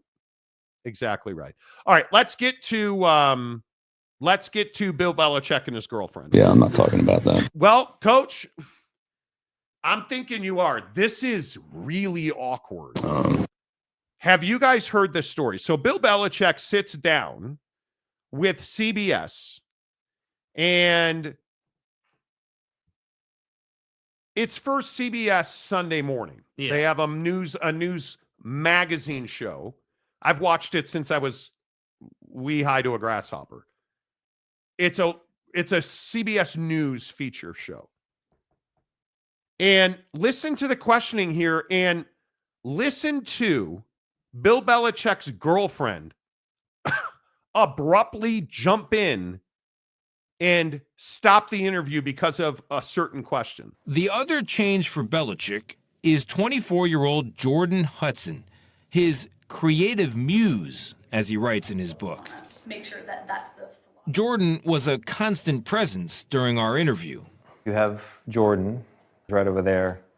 Everybody in the world seems to be following this relationship. They've got an opinion about your private life. It's got nothing to do with them, but they're invested in it. How do you deal with that? Never been too worried about what everybody else thinks. Just try to do what I feel like is best for me and what's right. How did you guys meet? Not talking about this. No? No. It's a topic neither one of them is comfortable commenting on. Bro, okay, so Bill Belichick is sitting down for an interview with CBS News, and his girlfriend is acting as a watchdog. So before you get to this moment, there's some context that I think is very valid, that because on this particular topic, I find this topic so fascinating that I've listened to probably 10 or 12 different outlets kind of talk about it, and obviously TMZ's got the scope on it, and so there's a lot of opinions on what's going on here. One of the most fascinating things about this topic, in my opinion, is this concept of who Bill Belichick was when he was a Patriot versus who he is now. What his persona was. Right. Because his persona was, it graduated over the years from being a red ass to being literally a piece of comedy every week, right? He was iconic for how he handled the media. He had built a reputation that he was a control freak in the facility, that he wasn't going to put up with anything with the media. Like, he wasn't going to give you the answer. Like, that's who we knew Bill to be. Bill leaves the Patriots, and even most people kind of point to that timeline where that negotiation of if he was going to stay or go or what happened there as the beginning of the change for Bill. Because if you think about it, and we have this bite where they ask him, hey, like, what was it like to leave the organization? Were you fired or was it mutual? And listening to this bite, I kind of feel like Bill Belichick is more about like his sort of personal pride than just sort of handling things the way he used to handle it. You were treated with dignity and respect when you were let go by Robert Kraft? Yeah, well, it was a mutual decision for us to part ways. He said fired. It was a mutual decision. It's so awkward. So, and I agree, it is very awkward, and I think that the other important thing to understand here, as far as like the whole situation with this interview, it was only Bill Belichick and his girlfriend Jordan Hudson, just them showing up. There was no UNC personnel, no PR team, no nothing. And this is supposedly, and I think this is important, this is supposed to be a press tour for his new book. And the interesting thing is, he wrote an email, he allegedly, Bill Belichick, wrote an email to his publishing team. And this girl, Jordan Hudson, his girlfriend, leaked it on her Instagram. First of all, that right there should be some kind of shocking. Bill Belichick is a wildly private guy. And in this email, he goes on about how she is there, like he has given control of the title of the book. And he goes on to talk about how the book, which is called The Art of Winning: Lessons from My Life in Football. Like he said, this is about what I expect from the media. I have at times reluctantly gone along with the title, coverage, and language of the book. So wait, let me get this right. You had no say, Bill Belichick, over the title, cover, and language in the book? Come on. I don't believe that for a second. I don't believe that. And you look at all of this stuff, and you look at the impact and clearly the change that Belichick has undergone since he and this woman, Jordan Hudson, got together. And you understand now why there are reports that North Carolina is very concerned about their relationship. They're very concerned about the impact this woman's having on Belichick. And his family, Bill Belichick's family, is very concerned about his well-being with this woman, Jordan Hudson, in the picture.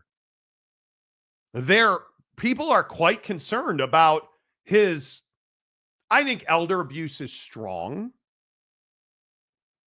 How does she have so much control over this guy? Yeah, so I don't think that this is a case where Bill has lost his, facilities or something. That's not what this is. Certainly not. I think that this is Bill Belichick got fired from the job he had for decades, from all the success, the prestige, the highest of highs. And in my opinion, I think this is a dude who gets fired from his job and, sees an opportunity to maybe live life a different way, right? To be more out there, to have more fun with it, to be, to explore the personal side of himself, right? Like to say, I've been such a professional, I've been such a machine, such a juggernaut at what I do, that maybe this is the right time for me to go out and explore this side of my life. But I do think the concerns are valid, mainly because Jordan is so hell-bent on not talking about how they met. And why is this a big deal? This story about them meeting on an airplane over a book. Here's my problem with the airplane story. I got a real hard time believing, and maybe I'm wrong, but I have a real hard time believing a guy of Bill Belichick's stature is just flying commercially regularly all the time for all his travel. I got a real hard time with that. And the reason I have a real hard time with that is because this dude's papered up to the eyeballs, bro. This dude has made money. He is well off. Like you're telling me that you jumped on a commercial flight and you just ran into this girl and you guys hit it off and fell in love? Like you went from being a Hall of Fame caliber NFL football coach to being a commoner? Like, with all due respect, that doesn't add up, dude. And the story is that Belichick and Hudson met on a commercial flight and had a discussion about the book she was reading, this deductive logic. And her story is that they hit it off and he autographed the book for her. And this is from TMZ. And this is supposedly the book that he autographed. And as the story goes, the rest is history. And I just don't know that I'm not saying they're lying. I just don't know why wouldn't you want to talk about that? That's actually a really good story. Right. But that's what suggests they are lying. That and I think that the word concerned, like with Bill's family and with UNC officials, comes in when you start thinking about, all right, well, Bill maybe is pretty unplugged from social media. And like, I think we could all agree that this isn't some guy who's on his phone constantly. Like, that's not who Bill is. And I don't think that, especially when it comes to your phone, you're either someone who loves social media and you're on your phone a lot and your phone is kind of your thing, or you're someone that is trying to be off your phone as soon as possible after work because you're sick and tired of it. And Bill is the guy that's sick and tired of it. Bill is the guy that's not, he referred to Instagram as Insta Snap Face. Like, come on, dude, we know who you are. So my point here is that you're pushing this narrative of, hey, we met on a commercial flight. I signed the book, and that's how we kind of hit it off. But the story is not well told. No. Like, that's a very generalized way of saying this is how we met. And for the record, I'm totally down with the concept of, hey, Bill's a private guy. Okay, cool. But why does he need a watchdog? Yeah. One, why does he need a watchdog? But then two, in the interview bite, why are you so aggressively just saying, we're not talking about this? And Pro Football Talk said, because it's odd, I can tell you, having been back in my younger years, I actually produced segments like this, where you have, I worked in network television, where you have a talent interviewing a subject, and the producers are standing off camera. Like, you're literally standing there, ready to provide information, or because it's not abnormal for when you're doing a one-on-one interview like that, for the interview to stop and there to be editing and like you're cutting away and you're putting in, like, it's not abnormal to stop.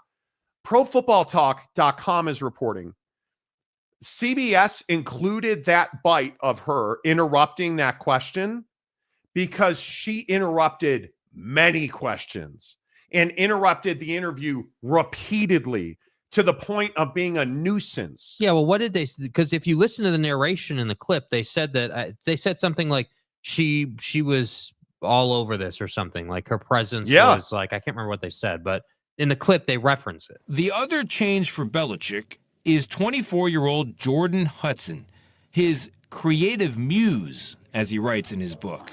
Make sure that that's the... Jordan was a constant presence during our interview.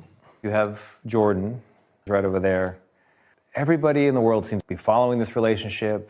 They've got an opinion about your private life. It's got nothing to do with them, but they're invested in it. How do you deal with that? Never been too worried about what everybody else thinks. Just try to do what I feel like is best for me and what's right. How did you guys meet? Not talking about this. No? No. It's a topic neither one of them is comfortable commenting on. Okay, so if it wasn't on an airplane talking about a book that he signed for you,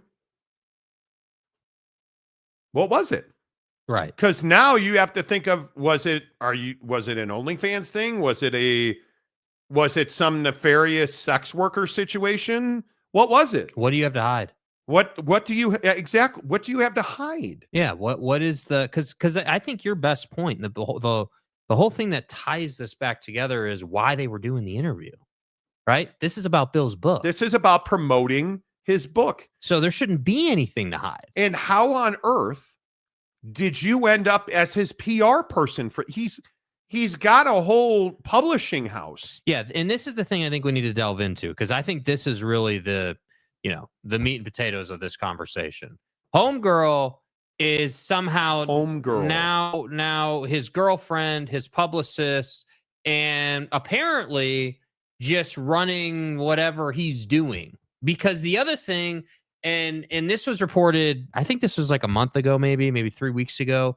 All this video and pictures, and we never were able to get to it because it was such a secondary story at the time, but of her on the field at UNC practice and like running around and like so the troubling portion of this is not that I think Bill Belichick has lost his facilities or the man is just not capable. I don't believe that at all. I don't buy that at all.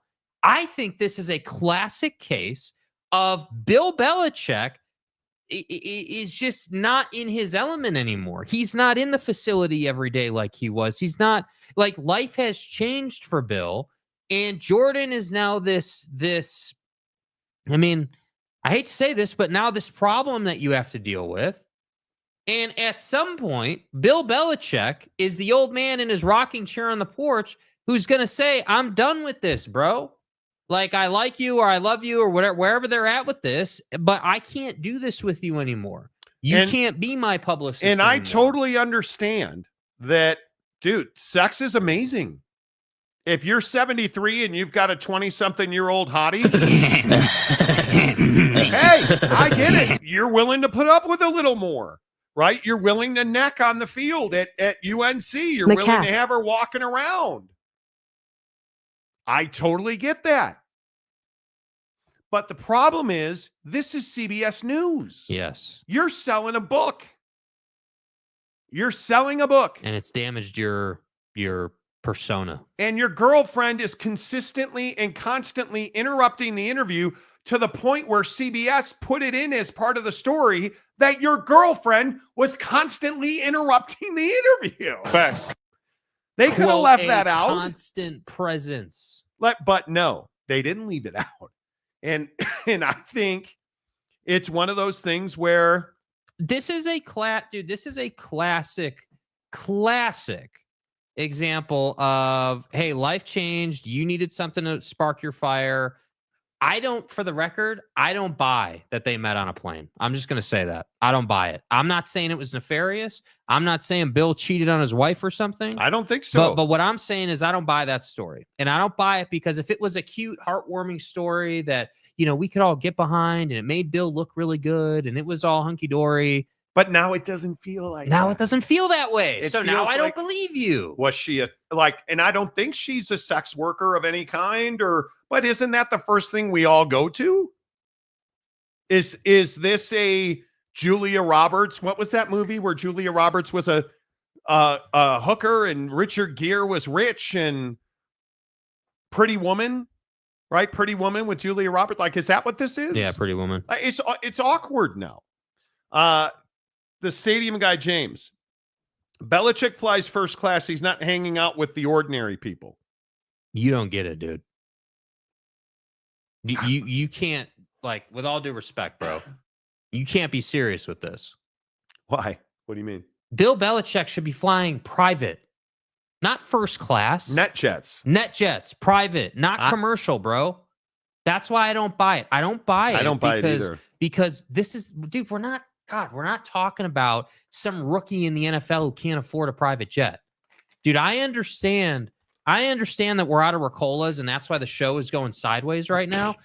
No, but seriously, I understand that maybe not everybody wants to have their own private jet, but I got news for you, bro. You don't have to own your own private jet to fly private. No, you don't. Dude is making stupid money. He is a millionaire many, many times over. Don't sell me or try to sell me that this guy has to fly Southwest next to homegirl taking a dump on the seat from yesterday's show. That's not Bill Belichick, bro. And now I think what's going to happen is this question is going to haunt him until he decides to answer it. So if you didn't meet on a plane, and if you don't answer it, somebody's going to answer it for you. Yeah. And someone's going to be forced to answer it for you because you allowed your girlfriend to do this. And that would be my question to Bill. If I could stand in Bill Belichick, if I could be buddy interviewing Bill in a very different feel of an interview, homegirl wouldn't be there. It would be much more official. Like, it would be a lot different. Like, if I could interview him, I would ask him simply, hey, why is it that Jordan is your publicist and has so much control over what happens in an interview? Because we're here, and this is literally what I would say to him. We're here to celebrate you, man. Like, you've written a book, you've had a storied career. You're at UNC now in a time in college football that has never been seen before. Like, we're not here. This is not an interview to pick Bill apart, man. No. This isn't some like political debate. This isn't, Donnie versus whoever. Like, this is Bill Belichick, man. So don't tell me that Jordan needs to be here to protect Bill Belichick. Jordan is not wanting to talk about that for a reason. There is a specific reason why she doesn't want to talk about it. And my worst fear, and again, this is just me speculating, my worst fear is that Bill probably doesn't appreciate the severity of of the media scrutiny he would Maybe get. he just doesn't care. And that's fine. But what you can't do, here's the deal. It's okay to not care. That doesn't mean that people are going to look at you more favorably. Yeah.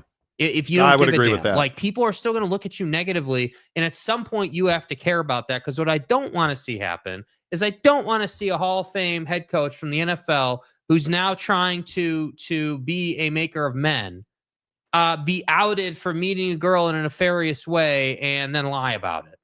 That's what I don't want to see happen. It's tough. I mean, it's very difficult. I think it is. I mean, can we not have any nice things in this world, bro? Like, how hard is it? Yeah, I think it's tough. Noel Ramirez, man, come on, Bill. All those years of me fearing you and Jabrady as a kid, and you're gonna go out like this? Shake my head. It's a damn shame. Yeah, we're really focused on Philadelphia right now. Joseph Harper, Bill meet her on OnlyFans? Nah, I don't. Focus on the Jets today. I don't think so. Looks like she's his personal assistant and she's proactive. I think CBS is trying to jab her. It's a weird relationship for sure, but it's being overblown. I don't think it's being overblown. I'm telling you, it's weird not to have somebody from the publisher at an interview with CBS News. That's really strange. He's there promoting a book.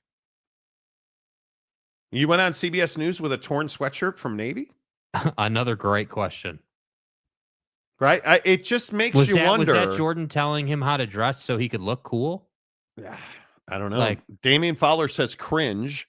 Boyd Lake, that's vintage Belichick. It was mutual on to Cincinnati. I'm not talking about that. Right? It totally is. He has to hit that at least 21 times a month, wouldn't you? Hey, man, every guy's got to meet that 21 times a month. Can you do something for me? Yeah, you got to meet that 21 times a month, man, to stay healthy. Lopes fan Gabe, so do we get to see Hoodie's nips today or nah? I mean, just because you asked, I don't. Oh, dude. Okay, I'll go with you, I don't Gabe. want to put this out there. Buddy meet Jordan? Is that what he's out there looking for? Is that what he's doing here? Did he say, you know what, Jordan's inside, she's ready to go, I'm ready to go, but maybe I don't have a wrapper, so I got to go out to the car, and I got to do it without a shirt on, and the nips are fully out, and I got caught on the Ring doorbell.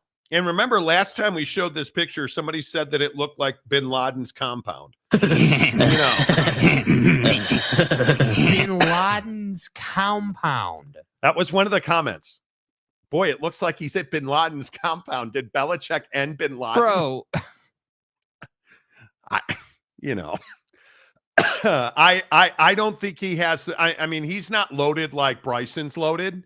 Like with that kind of howitzer. Jake's favorite golfer there. Okay, we should probably. My point is, I don't know what my point is. I just wanted to show the picture. Are they hiding something? Yes. How could you? If you say no, I don't know what else they could be doing. Why do you not want to talk about where you guys met? That's a great part. That's one of the most important parts of any great love story. Where'd you meet your girlfriend, Jake? Okay, Grinder, different. Boom.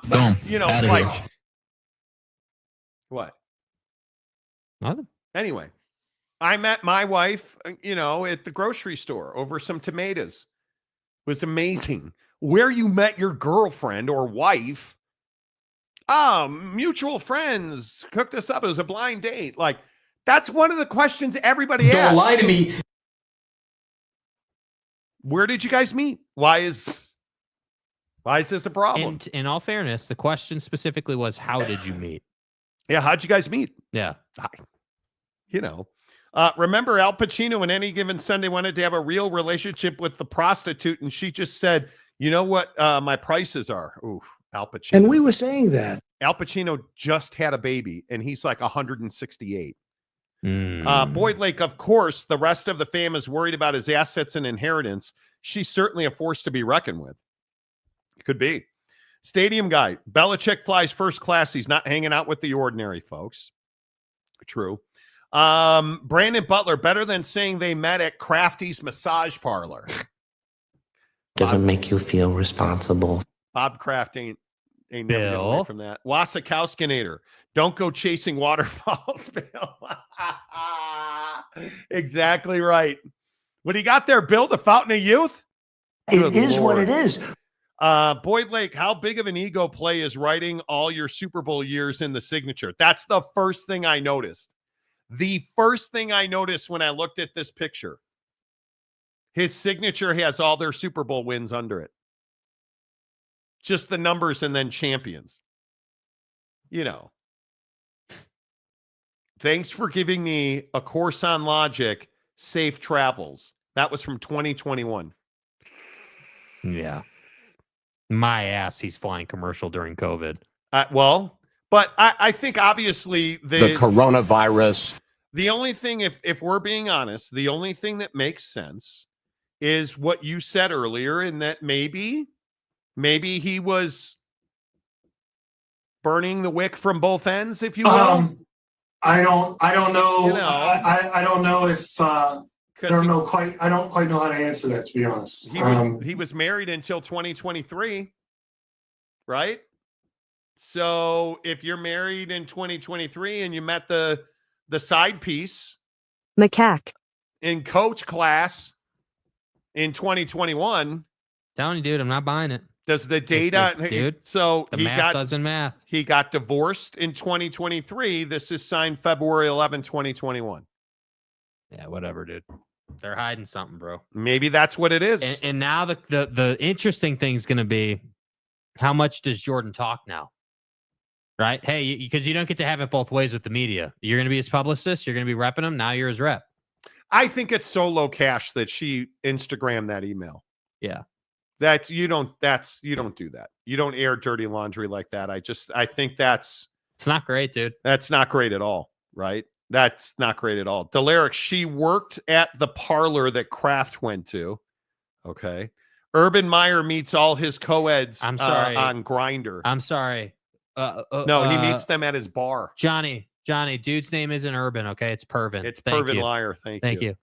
you. The side chick is now the main chick. Apparently. Moving up in the world. Rock and rant. Bill Belichick at UNC. Insert your favorite train wreck gif here, dude. At what point does he get back to footballing? Because all he has to do is coach games. He's got an incredible staff. Mike Lombardi, not of the least of which, right? I mean, come on. He should be saying thank you, Tom Brady. Well, and Tom Brady should be saying thank you, coach. Mike Smith, he met her in a business in a foreign country that used red streetlights. Ooh, come on. Does it ever work when you're that old, dating somebody that young? Oh, okay. I thought we were going a little different direction there. What do you mean? Does it ever work? Come on. Look, just because you can't run the flag up the pole most nights doesn't Perhaps mean play a little game called Just a Tip. Yeah, I mean, just, are you going to thank me for that drop? I made Jake get that drop, right? Because I do think that's part of this. Does that dynamic ever work? I mean, you look at Al Pacino, bro. The guy is dating. He's like in his 80s. She's in her 30s, I think. I mean, Al Pacino's 83. It's his fourth child and his first son at the age of 83. Hot ass.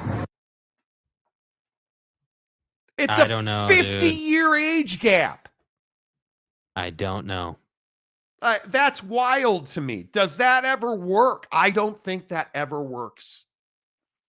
I don't. We talk about this all the time. Like, I'm the guy who says, if you're a man, you need to have a kid, preferably a son, as early as you can. Get the travel ball fees out of the way as soon as you can, and then go play golf on amazing golf courses around the world. Right? That's my philosophy. I'm not kicking out little Jimmy at 83 years old. Hey, 2 holes. Yeah, I'm not doing that. I'm not doing that. Jay McClanahan, 70-ish and 20-ish, she is selling him something. Apparently. She's beautiful. I don't think, and I don't think there's anything wrong with saying she is a beautiful woman. But her looks are meaningless when you're doing the things that she is doing. Schemers trying to control their little world. She is an invasive part of his life at this point. And I think his friends and colleagues have every right to be concerned. Yeah. And I don't think they're concerned about his inheritance. I think they're worried about him. And I hope they're all wrong. I hope everything is totally fine. And yeah, somehow I don't see that. I don't see that either. I really don't see that either. They were using the dating app called Mile High Meetup. Oh, okay. Not Signal. Got it. Okay. And that's not M-E-A-T up, right? As in meet up. That's M-E-T-U-P, like meetup. We're going to meet up at a Mile High, not meet my meet up. Okay. It's not a meet thing, but a meet thing. I see. It all kind of works together. Different kind of meets. Right. I'll be 52 in 2 weeks. I married someone who is 2 years older than me. Maturity matters. I love spending time with my wife. Belichick is old enough to be her grandpa. Ditch her. Okay. My bad. Love is not transactional unless she's a pro. And I don't think she's hot. I don't think she's a pro. Right? Bill Belichick can date anybody he wants. But it's what we see happening to him and around him that has people concerned. It's not ditch her. She's a human being. But if she's a problem, you got to take action. Johnny Gonzalez, Anna Nicole Smith was 26. Her man was 89. Oh, young love. And he was dead. And then there were lawsuits. Wasikowskinator, last relationship was a 16-year gap, nothing over 20. Okay. So 20 now. If you're 50, you can date nobody younger than 30. 21. Can you do something for Bill? I would tend to agree with 20 years is probably okay. Plenty of May, December relationships out there in the world, and in almost every one of them have one thing in common. One of the people in the relationship is rich. Well, absolutely. I don't disagree with that.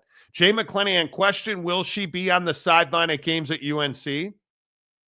That's not a real question. Oh, you mean that's a statement of fact? Because I think she will be. How would she not? Facts. Right? Noel Ramirez for $5. Plot twist, she's the daughter of an ex-Patriots player, Bill Cutt, and it ruined her family, and she's out for revenge. Oh. Could be. Maybe it'll be in the book. Could be. Maybe she's a Peyton Manning fan. And Twomey ruined it. And now she's going to take it out on Bill. One never knows. Yeah. Maybe she's a late descendant of Drew Bledsoe. One never knows. Bitterness. So Oak State, James, and Monty are the same age. Don't start. Gumby?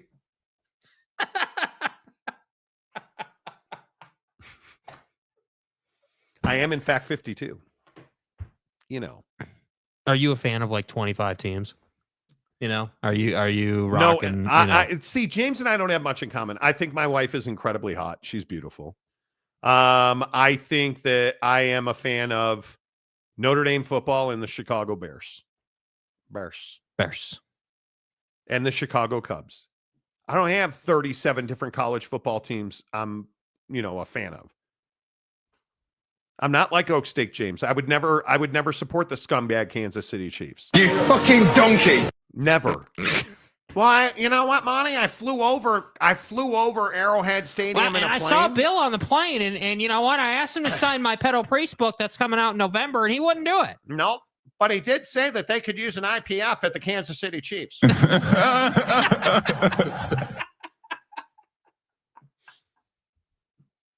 Look, I flew over the Trop in Tampa. I'm a Rays fan.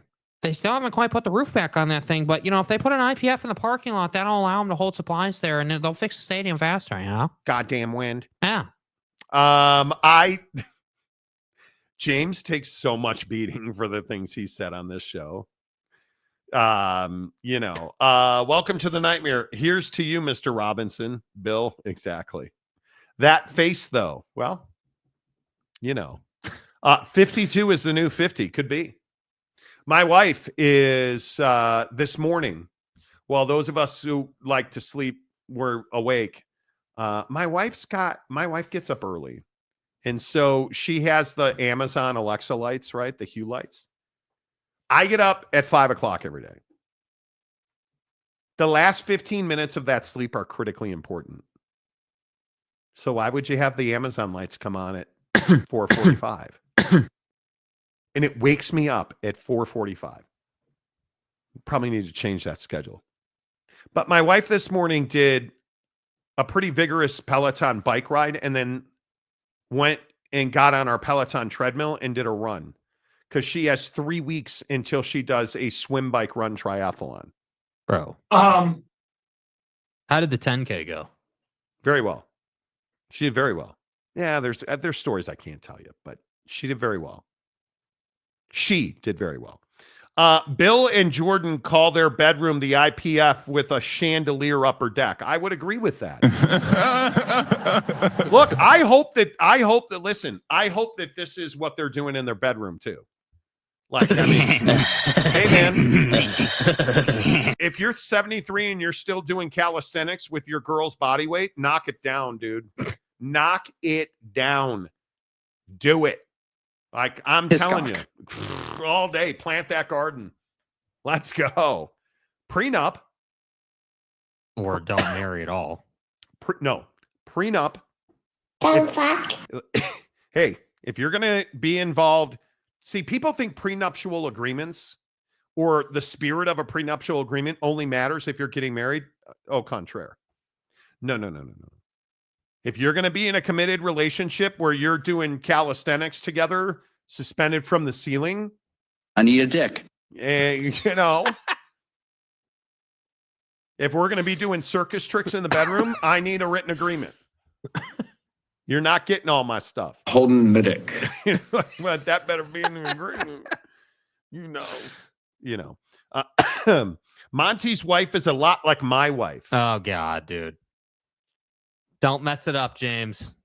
Dude, what's the rest of the comment say? Charming, intelligent, well-spoken, and likes sports. But I think my wife's hot. My wife today, you want to know what kind of wife I have? She texts me in the middle of the day. Hey, what time do you want to see The Accountant 2 on Saturday night? Gold. Done. Forever. Right? Like, my wife is thinking ahead because she knows The Accountant is one of my favorite movies, and The Accountant 2 comes out this weekend. So she already got me movie tickets for this weekend. And she's hot. I'm just saying. Circus tricks like making the seals clap, that's what I'm saying. Making the seals clap. Wow. Macaque. Yesterday I gave you guys a little latitude on the Southwest Pooper story. We're not doing seals clapping today. Hiscock. Well, again, I mean, well, Monty, if you see it, you got to kick it. You know, team lean.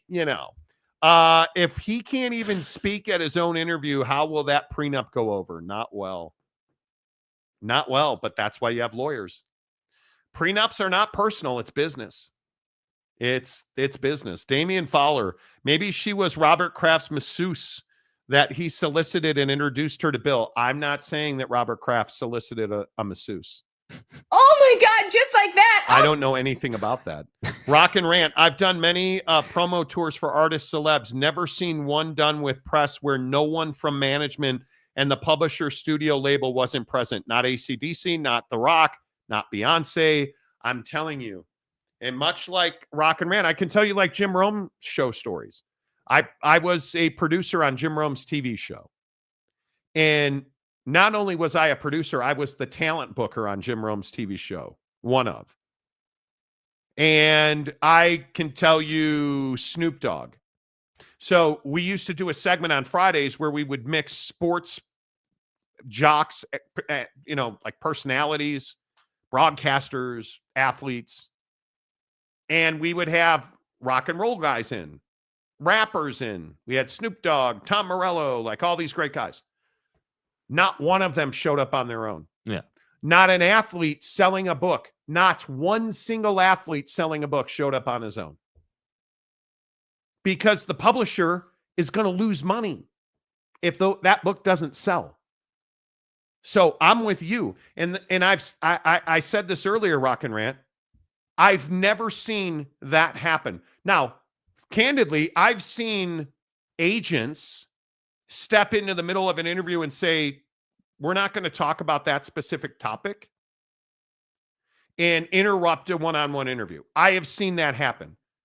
I've never seen a girlfriend or wife multiple times during a sit-down interview. And when I worked for Jim Rome, he was the biggest sports personality on the planet. Never, not one time did I see when Kobe came in or whoever you want to point to, the biggest stars came in. Not one time ever did I see a girlfriend or wife interrupt an interview, especially when it was media. We used to have, when I was a national talk show host, I had to deal with Red Bull. And Red Bull would give us all of their biggest endorsers. Reggie Bush comes to mind. Reggie Bush, when he was a Saint, made a big splash when he said on our show, I think the Saints can go undefeated. That interview ended. I had like 2 more hours left in the show. Red Bull was burning my phone up because they were pissed that we didn't talk more about Red Bull. Now the story was about Reggie Bush saying that they could go undefeated and not Red Bull. When somebody is sitting in front of you to talk about a book, in this case, they damn well better be talking about the book, and the girl better not be the story. The book needs to be the story. And it is a very bizarre thing. Which begs the question, was she his girlfriend in that moment or his management team? And I think my feeling is they don't want it out that she may have been an extramarital affair. That's my opinion. The dates don't match up. He got divorced in 2023. The book was autographed in 2021. My opinion is that she probably views herself as a woman of class and esteem, and she doesn't want to be known as a side piece. That's my guess. And I think Bill, who is, by all accounts, a stand-up gentleman, he's a very nice human being away from the game. I think he's trying to respect the love of his life. That would be my guess. She doesn't have anything on him. There's no... Mm-hmm. I think he is trying to respect her reputation. That'd be my guess. But I don't know that to be fact. I'm just guessing. Middle of the day texts always mean bedroom business later in the house. Could be. No but Monties. No but Monties. No exactly but Monties. Right. Bill needs the advocates just in case. You're not wrong. Johnny Gonzalez, since I got Pervin wrong, don't you mean Jim Romadunze? That's right. That's right. See? No. See, when I say Jim Romadunze, that's referring to Romadunze, the receiver. It wouldn't. It was at this moment that he knew he fucked up. Jim Rome is the guy. Romadunze is not. So you have to kind of wordle that, you know. Fat Jesus, blink. Bill, blink once if you're in trouble. Right? Maury Alvarez, our great Floridian. The disgusting time frame is half your age plus 7 years. Anything less than that, and you're robbing the cradle. Okay, so what would be the disgusting time frame? Half my age, 26, plus 7 years. So you're saying I can't date somebody that's not 33 years old? So 19 years? What about you? What's half your age? 16? Mm-hmm. Plus 7 years? 23. So you can't date somebody that's 23 years old. Guess not. So or they can't be 22. Would you date a 22-year-old? They're so immature. Different place in life. See, maturity is one of those things that matters to me as somebody like, as a guy. Yeah. One of the things I love about my wife so much is she's very mature. So, Cougar Tracks, Red Bull and Viagra equals maybe.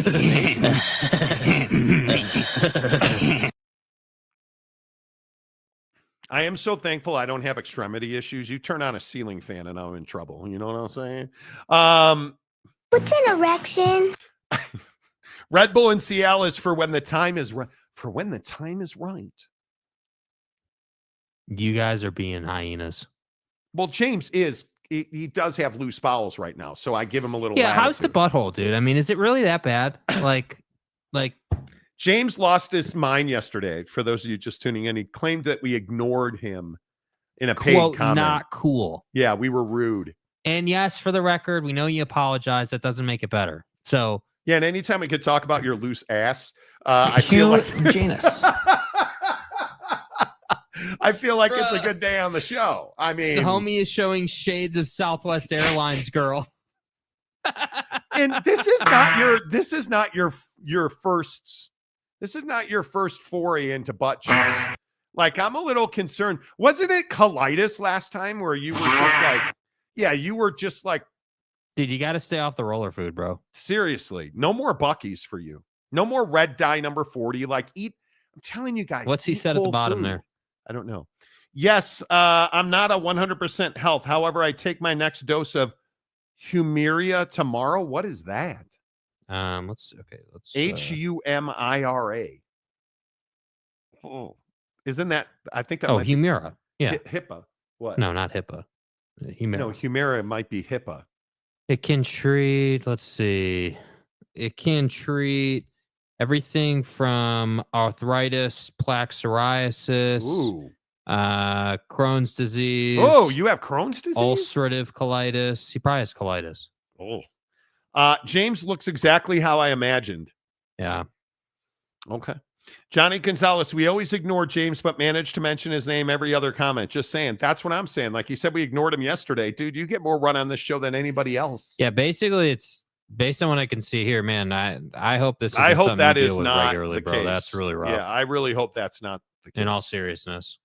Like we joke, but James is a good dude. Dude, you gotta have your oatmeal, bro. Yeah, James is a good dude, and I hope that your health as well. Yeah. You got to stop eating fast food, you guys. Yeah. Well, certain people of us had a double del for lunch today. Got to stop eating fast food. You got to stop eating fast food. It's not good. Guys. Hey, guys. Stay hard. James might be the new Tanner. He probably is. He might be. I haven't heard nor hide nor hair from Tanner Plummer in a long time. James, I can say that Monty's info on the Pac-12 has been spot on. That's why I watch every day. Okay. James is clearly a Washington State fan. We try to be. It's fine. It really is fine. The Monty Show is always presented by the Advocates at theadvocates.com. The best injury attorneys in the business is George Kittle, worthy of a contract, making him the highest paid tight end in the history of the NFL. We'll tell you that in 30 seconds. When you've been injured in an accident, you need a lawyer, and you deserve an advocate, because every accident has a ripple effect. It affects your time, your health, your ability to make money, everything. That's where the Advocates can help. Speaking with an attorney is simple and 100% free. We're available 24/7 for your convenience, and we'll take on the claims process so you can rest easy. Because you're not just a client to us, you're a person, and you deserve the best help you can get. You deserve an advocate. No. Five Guys. We're sitting here debating Five Guys or Del Taco Double Del. Five Guys. Really like that Double Del. Yeah, it's good. It's clutch. Yeah, it's good. Give me a Five Guys double cheeseburger. The Advocates at theadvocates.com, the best injury attorneys in the business. And again, I love the fact that they work in the communities. Jennifer from the Advocates will be on the show tomorrow. She wants to thank everybody. for all of our contributions to the Murray Children's Pantry. Fantastic work there. You guys appreciate that. And that's what you get when you work with the advocates. They care about their clients. They care about our families. They care about our communities. And I don't care where you are, Texas, Vegas, Phoenix, San Diego, Washington. The advocates are ready to help you. Theadvocates.com, where you never pay a penny to get clear, risk-free advice at theadvocates.com. All right. Is George Kittle the single best tight end in the NFL? Well, because now he's paid like it. The San Francisco 49ers and George Kittle came to terms today on a deal that guarantees him $40 million and has a top-end value of $76 million. Jake, do you like the deal? I mean, I understand on some level you got to pay certain players, but this is a guy that's been hurt. This is somebody who for whatever reason, just wasn't as much of a piece in your offense last year. And again, injuries withstanding, like George Kittle used to be the heartbeat of that offense, and they would work everything else around him after they got him going. And that's not really been the case. So, I mean, do I like this deal? I guess. I feel like you overpaid him. I do. I also feel like, the rumors are abound that you're going to pay Brock $50 million. So you're paying this guy, highest in first position money. Brock's going to get paid, in the upper quarter of quarterbacks. Like, I don't know. You're just spending a lot of money. And I understand that Brock's got to get paid, but I don't know, man. I don't love this deal. I kind of understand it because of who we're talking about here and George Kittle and what he's done for this organization.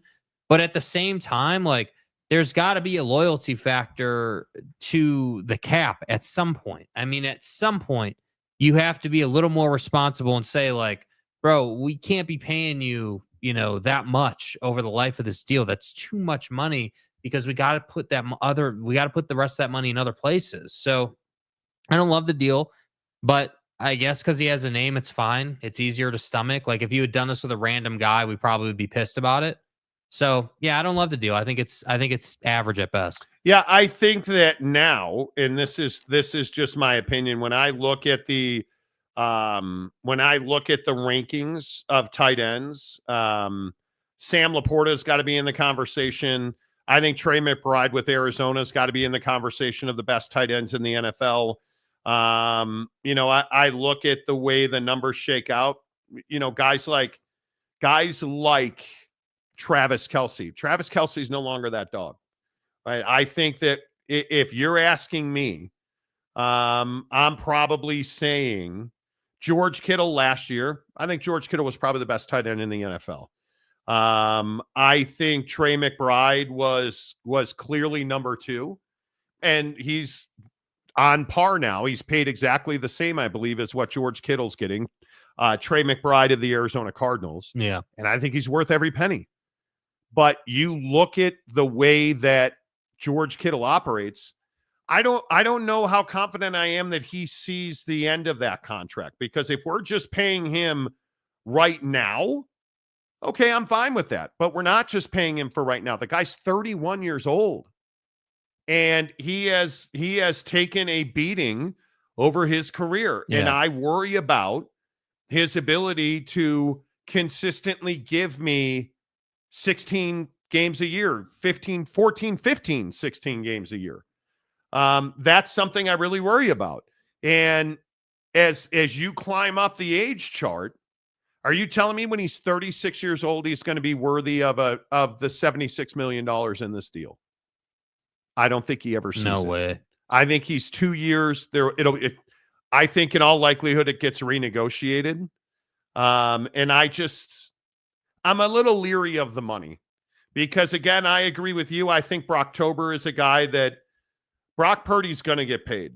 And the question I have for a guy like Brock Purdy and now George Kittle, how badly do you want to win? Because guaranteeing George Kittle $40 million doesn't tell me you're worried about depth and quality and winning games. Totally agree. And we're worried about paying guys and dudes being happy, not winning ball games. I'm very curious. How much does this 40 guaranteed impact Brock Purdy's deal? Right? Because again, and we can rehash this. Is Brock Purdy worthy of of top-end money. There are people speculating he's going to get 50. That's the number that That's I feel outrageous. like people are arguing over. The number isn't 30, it's 50. And if you're Brock Purdy, this again, I'll say what I said before. This is the contract that defines you. You're either going to be the guy that was money hungry and just cared about himself, or you're going to take a bit less so that they can go out and do more. I think it is really interesting, and I think, Brock Purdy had a good year last year, and they were 6-11. And why is that? Because all those dudes were hurt. Because they're not dynamic. And I think it's going to be very interesting to see all the changes they made.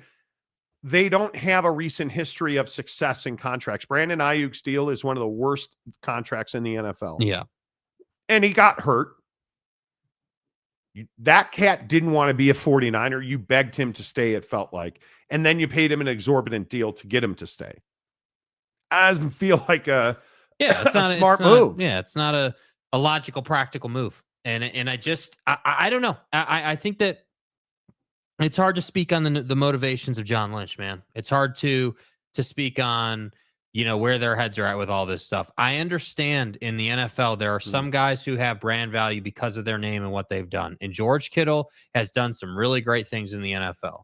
But for his age and for the level of contribution you're asking for, I just feel like you overpaid him. And at some point, like this behavior of we're going to pay a guy based on what he's done, not what he's probably going to do, is going to continue to come back to get you. Not everybody plays quarterback, dude. Not everybody has that kind of leverage. And at some point, you got to be able to say, all right, we're heading into cap hell here. Maybe we shouldn't have paid George or this guy or that guy as much money, and we should have leaned on our development staff to try to cover that gap and get more contributions out of the young guys. Because that's ultimately the trade-off, right? Yeah. Like, and this is the conversation with the Chiefs and the Bears and all these teams that are playoff teams or trying to be playoff teams. Like if you're going to pay all your big names, well, that means that your line's probably going to suffer, or that means that you're probably not going to have this or that, and your development staff has to make up the ground. So tight end is a position where if you're going to pay him that money, you damn well better throw the football to him. Like, how many times last year were you playing in big games, he was available, and you didn't throw it to him but 3 times? Like, you really going to have him block the whole time? Because that's what I feel like they use him for. Yeah, I think that's a big deal. And I wonder, because I think Athlon Sports made a really good observation. Is the contract that George Kittle got an indicator that the 49ers do not value Brock Purdy as a $50 million quarterback? Potentially, yeah. Because the other guy that I think you have to look at with Brock Purdy, go look at Jimmy Garoppolo's numbers. You want to pay Jimmy Garoppolo $50 million? I wouldn't, but they're the exact same quarterback. Jimmy been to the Super Bowl? Statistically, they're the exact same quarterback. I don't think he's been to the Super Bowl. I don't think they're anywhere near the same quarterback, in my opinion. Statistically, they may be. Oh, they are almost identical in statistics. I think Brock Purdy is way more dynamic than Jimmy ever was. Wow, I totally disagree with that. I think that when you look at Brock Purdy, Jimmy Garoppolo was on the Patriots. Wow. Okay, let me rephrase. Did he ever go to the Super Bowl as the starting quarterback? He did not carry the Niners to the Super Bowl. He did not. Obviously, he was on that Patriot team, that the 34-28 over the Falcons team.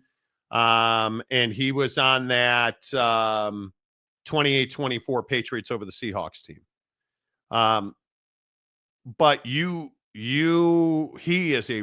was Jimmy Garoppolo when he was younger and in his injury days, because when weren't he in injury days? He was a really good quarterback. Right. But he wasn't a $50 million quarterback. He wasn't an elite quarterback. And Brock Purdy's not a $50 million quarterback, and he's not an elite quarterback. He's a good quarterback who has not shown Super Bowl caliber performances. He's a guy that if you pay him $50 million, I think it's a mistake. Anything I'll go back to the clip we played last week. I can't remember who said it. Anything that starts with a 4, Puka Nakua.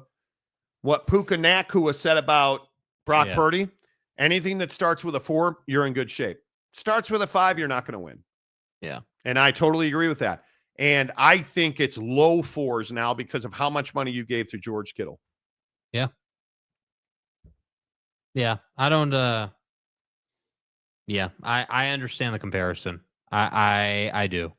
I just don't love the comparison. I don't love it from a standpoint of how they play the game, because this is the classic scenario of, hey, well, their stats are the same, but they play the game differently. Like Jimmy Garoppolo was a pocket passing quarterback that learned from Tom Brady and did a lot of great things. Like, I'm not knocking Jimmy. What I'm saying is that Brock is a guy who runs around a lot more, is definitely more mobile than Jimmy ever was, and is definitely more of a new age quarterback that is trying to run Shanahan's system in a way that I think potentially, and this is what my case if I'm Brock Purdy is, if I'm trying to sell myself, if I'm Brock Purdy, I'm saying, okay, well, hey, yeah, we didn't win the Super Bowl, but I was a starting quarterback of that Super Bowl team that made an appearance. We came up short, but we can be that team again. And if I'm Brock Purdy, I'm taking a $40 million some odd dollar contract. That is a classic scenario of, hey, dude, how greedy do you have to be? Like, I'm cool with you making money, bro. I have no problem with that. But why are you putting the pads on if not to win the ball game, right? Like, what is the point of? And I've always loved this about the NFL because it's very different than like the NBA or Major League Baseball. Dude, you're going out there and taking a beating every week. Like, let's be real. You get hit by grown-ass men every week, whether you win or lose. So you really want to be paid 50 bad enough where you're going to take the beating and lose and not be good? Man, it is scary. It is really scary how identical the numbers of Garoppolo and Brock Purdy are. When did Garoppolo start getting hurt a lot more? When did the games played 2016. He played in 6, started 2. Then he went to San Francisco and he played in 6 games, 3 games, 16 games, 6 games, 15 games, 11 games. Rams 7 games, or the Raiders 7 games, and then the Rams 1 game. Jimmy Garoppolo's never been able to stay healthy. Yeah. And it's really unfortunate because his years, dude, that is crazy. They're the same quarterback. And I think it's a huge mistake. If you pay Brock Purdy $50 million, that team will not win. And fans will get emotional about it. But paying him the $50 million doesn't have anything to do with Jimmy, right? I mean, that's just you don't have enough money to pay the guys around him at that point. Like, you're just paying him too much. You've overpaid. I totally agree. The Brandon Ayuk plus George Kittle. Now we're talking about Brock. Like you're just paying too many guys too much money. Like, at some point, and this is the play going around the NFL, in my opinion. At some point, you got to develop your young guys. Like, the developmental staff and the developmental part of the game has to increase. I think the emotional component in the George Kittle contract is very interesting. Yeah. Because I do think that the Santa Clara 49ers are going through a transition. And you have a very small number of stars on that team. And I think it's the singular reason that Brock will get paid $50 million. When you say a transition, what does that mean? I think they're going from, like Christian McCaffrey probably represents the last best opportunity they had. I mean, Warner's probably their best player. Bosa is one of their best players. Right. But is George Kittle, I think, last year in the NFL, again, don't get me wrong, George Kittle was the best tight end in the NFL last year. But you're not paying him for what he did last year. You're paying him for what he's going to do going forward. Right. This contract's a mistake. And I think it'll be very interesting to see. Fans are thrilled about it. There's no question about that. They want their George Kittle jerseys and they love the hair and the totally get it. How emotionally invested in George Kittle are you going to be in 2 years? A year from now? How invested in him will you be?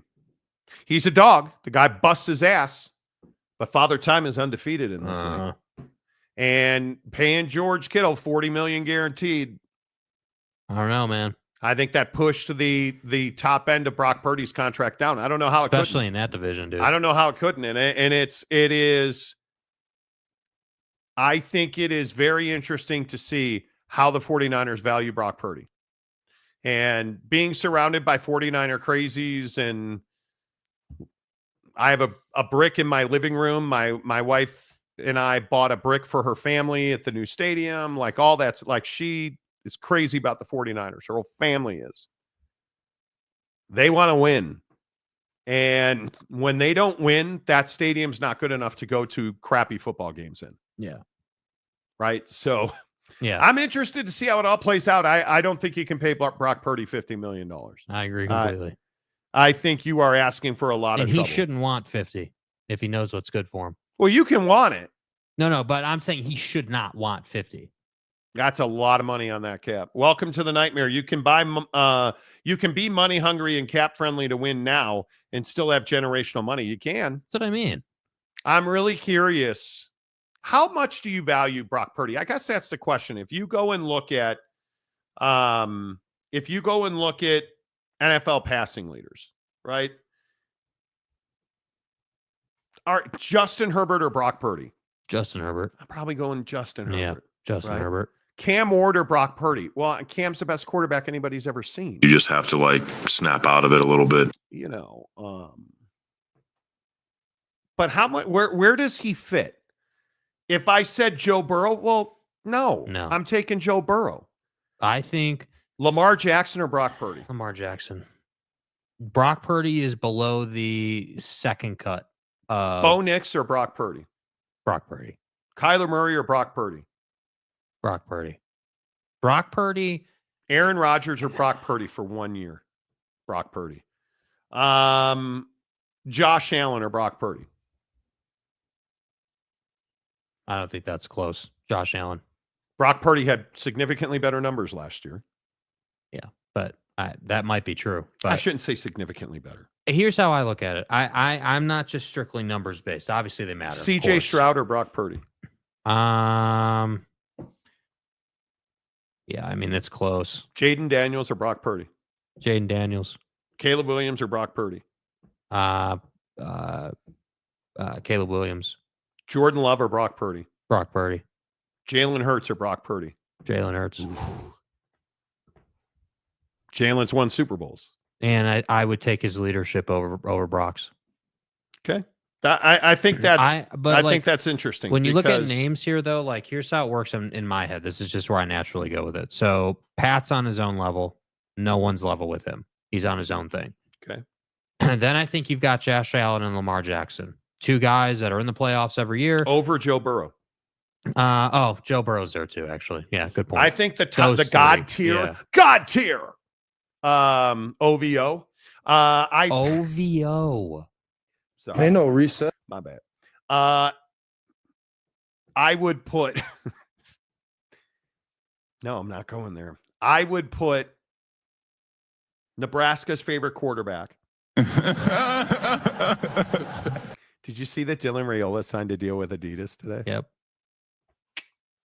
I would put Patrick Mahomes number one. I would not put Lamar Jackson anywhere in there in that conversation. Patrick Mahomes and Joe Burrow, I think, are the two best quarterbacks in the NFL. Man. And I don't think it's close. I think the next tier down. Josh Allen, dude. The next tier down, Josh Allen, Lamar Jackson. And then I think it's very close. Everybody else is very close. Geno Smith or Brock Purdy? Geno Smith had a superior year. Yeah. I think it's really easy to just look at the numbers and say, hey, he had a better year. Like, look at what they're working with given the year. Like, Brock had a ton of injuries to deal with. So I'm not holding last year against him. When I'm thinking about a quarterback, okay, how often are you in the playoffs? Just generally speaking with your team. Are you a guy that's regarded as in the playoffs all the time?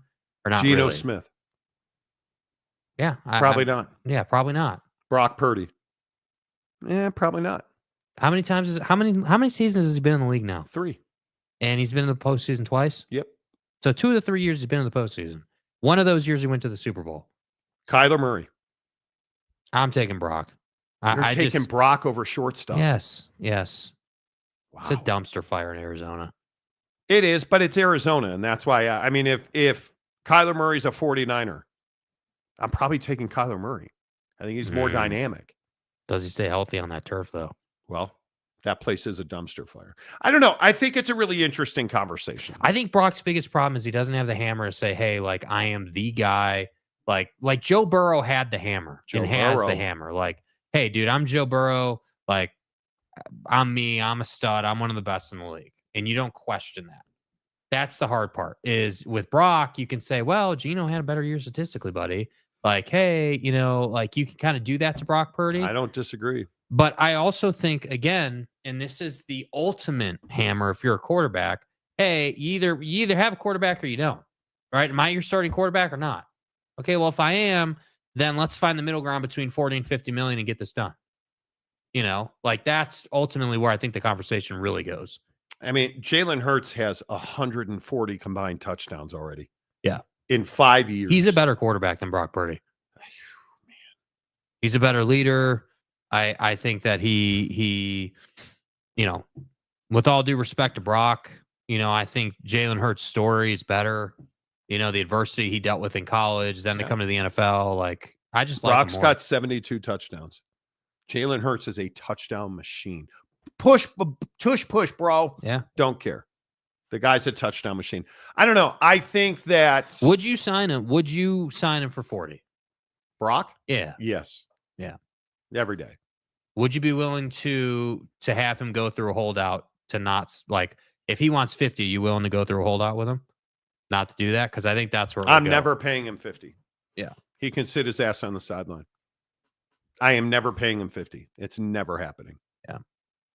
And at this point, if I walked in there today and I was in charge of their money, now I can't pay him more than 45 because of the Kittle contract. So yeah, maybe they won't. Yeah. This is, but again, I have a lot of respect for, like, I look at this list. I have a lot of respect for Baker Mayfield and how Tampa's handled that relationship. Right? Am I paying Baker Mayfield an untawdry amount of money? I'm not. And I think when I look at Baker Mayfield and what he's meant, you know, that's tough for me to say that does Brock Purdy mean to San Francisco what Baker Mayfield means to Tampa? It's hard to say. And I think he doesn't. I think when I look at Baker's deal, he only got $50 million guaranteed, 28 at signing. And he is a guy that's on a deal that his yearly cash is never going to be untenable because he took a team-friendly deal. 2025 is 23.8. 2026 is 49.3, but they're going to restructure it. And then he's gotten paid, so it's 9.3 the rest of the way. That's a really team-friendly deal. And that would be my point to Brock is like, dude, $40 million. That is a lot of money, bro. Like that is like, that's generational money, bro. That is money to a point where it's like, all right, listen, man, like how much is too much? I mean, how much do you need to thrive? I mean, you're talking about $23 million a year for Baker.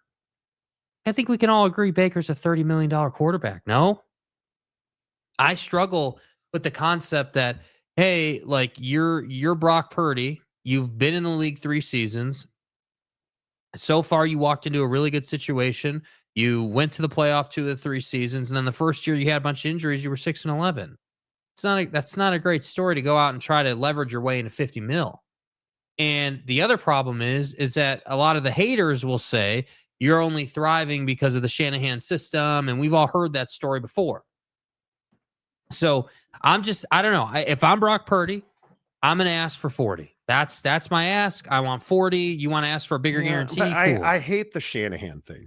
Well, but it's a reality of a situation. But Brock's still got to be under center throwing football. I agree, but it's part of his situation. Okay. He walked into that situation. Okay. Let's talk about walking into a situation.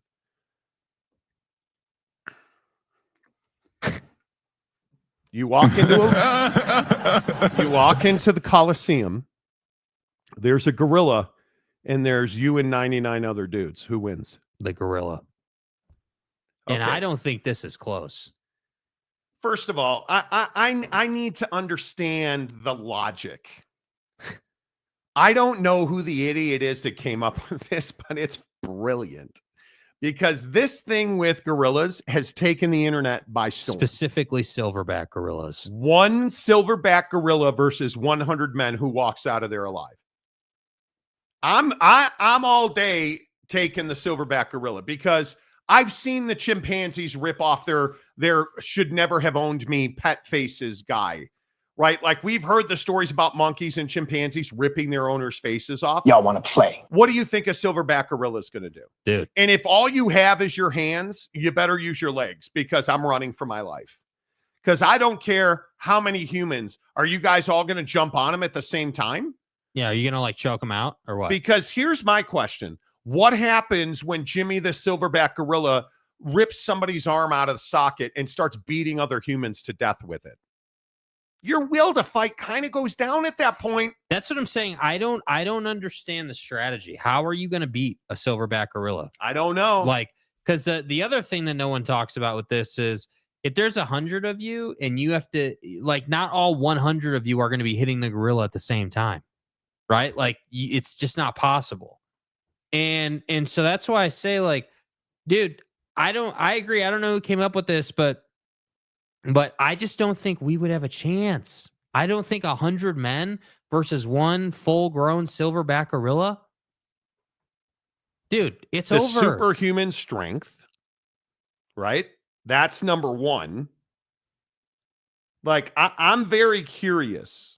What could you even do to a silverback gorilla to get an advantage? What could you even do? I can't imagine that 10 dudes are going to be able, what are you going to walk up and try to like break his leg or some shit?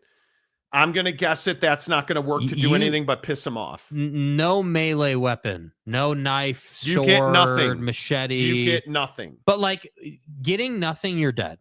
Like we're just all on the same page about that, right? You're dead. You're going to die. You're like, done. He's done. You're done. So then let's try to level the playing field a little bit. Let's do swords or batons or like a blunt object to hit this gorilla with. You're still done. That's not enough because I don't think you're strong enough to do it. Yeah, because the problem is the gorilla's arm is as tall as you are in most cases. Like gorilla arms are like 5-6 feet long each. Like they're massive specimen. So when I saw this, I was like, no, dude, you would need a gun, a firearm.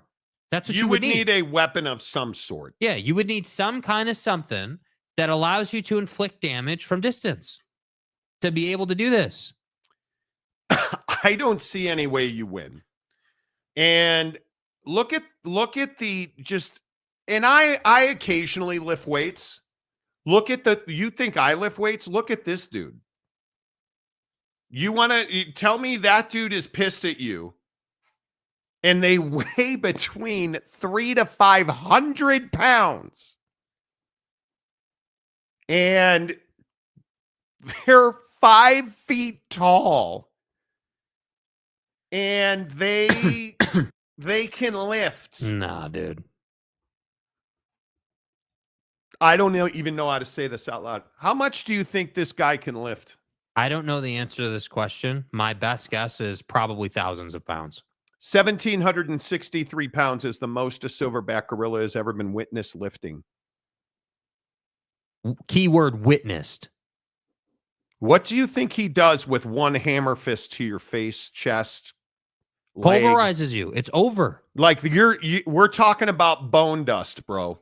We're talking about I can't even imagine it. Western lowland gorillas typically weigh between 300 to 400 pounds. Silverbacks take it to the next level, an average 430 pounds. Do you even lift? The larger of the species can weigh as much as 480 185 pounds. All right, bro. Have a nice day. Didn't mean nothing by it.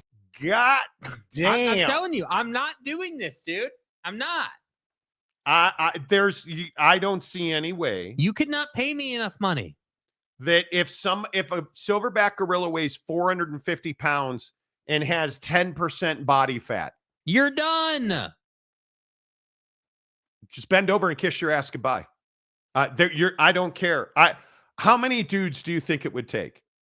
I think it'd take at least double that.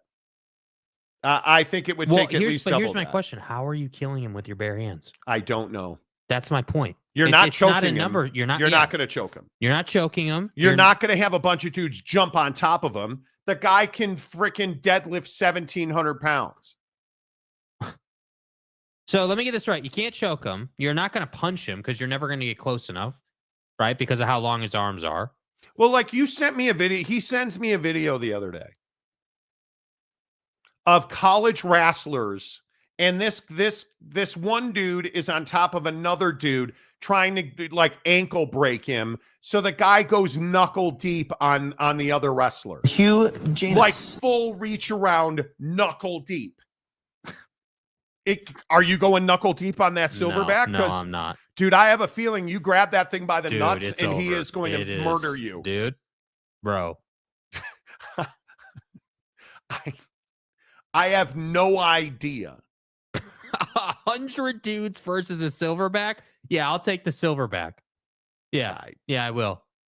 Can I get that silverback playing running back, please? Look at that thing. Dude. You're not choking that guy You know, out. the other thing too is if you go on YouTube, you can there's all these videos of like photographers and these guided tours around silverbacks and, in crazy places. And when they're sitting there around these gorillas, dude, and the dude raises up and like hits his chest and everything, bro, you do not want to be on the wrong side of Buddy, dude. That is crazy. I mean, you just look, they're built. I mean, they're brick houses. Do you understand how like thick Yeah, bro. Does anybody here think that the humans would win? It's one silverback gorilla versus 100 human beings. Dude. Look at him. Hell no. Nah, you're dead. You're what can that thing bench? That thing's a unit. Look Legitimately, at his delts. I think he could bench probably 1,500 pounds. Look at his delts. His shoulder muscles. It's over. The size of his teeth. It's terrifying to me just to think about what if that thing is. Do a search for like gorilla teeth. Like, do you guys understand? I'm pretty sure gorillas have like fangs. Yeah.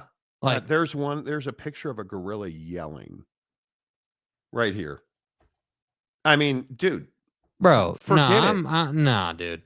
Nah. Like, if anybody's out here telling you that the 100 dudes would win, I need somebody to make the argument for 100 dudes because I can't get my head around it. I think that thing will kick, stomp, hammer punch. I think that thing could throw a human. Easily. Easily. He could throw me and I'm 300 pounds. He could throw me easily. Look at those fangs, dude.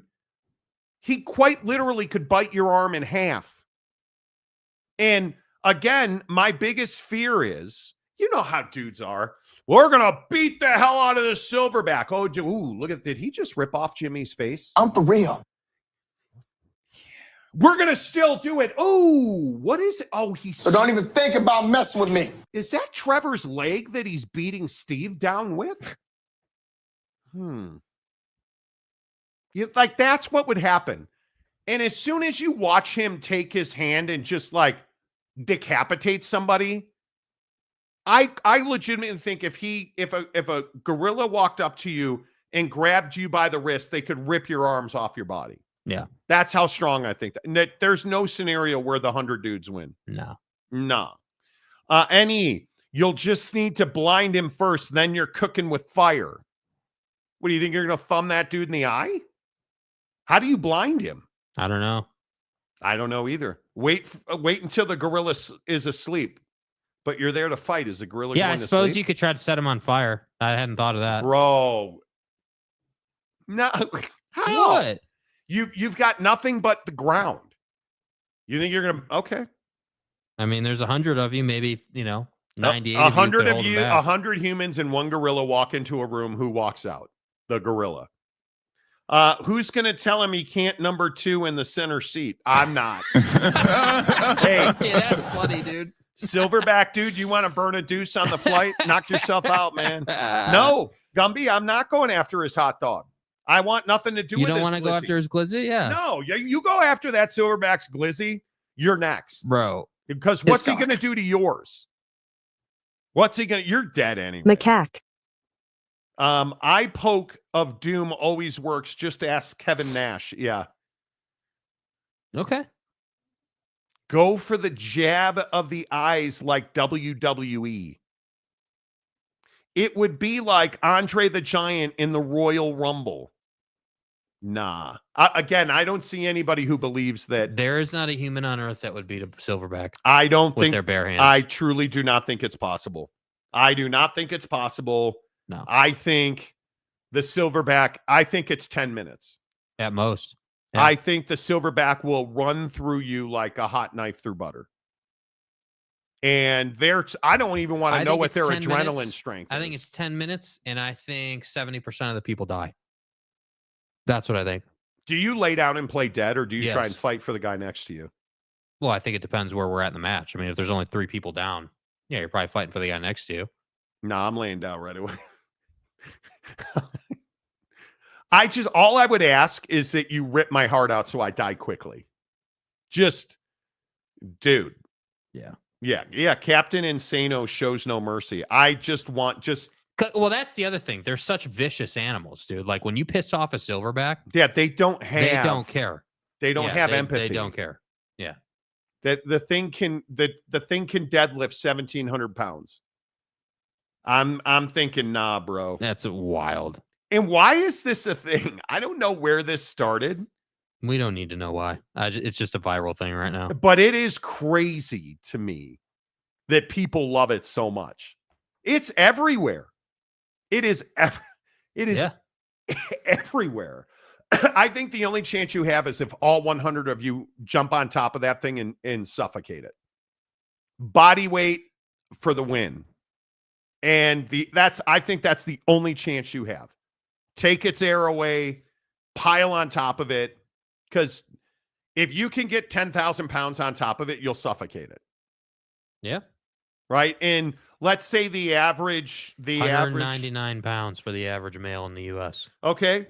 So you think, well, if you do 199 times 100, that's 19,900 pounds.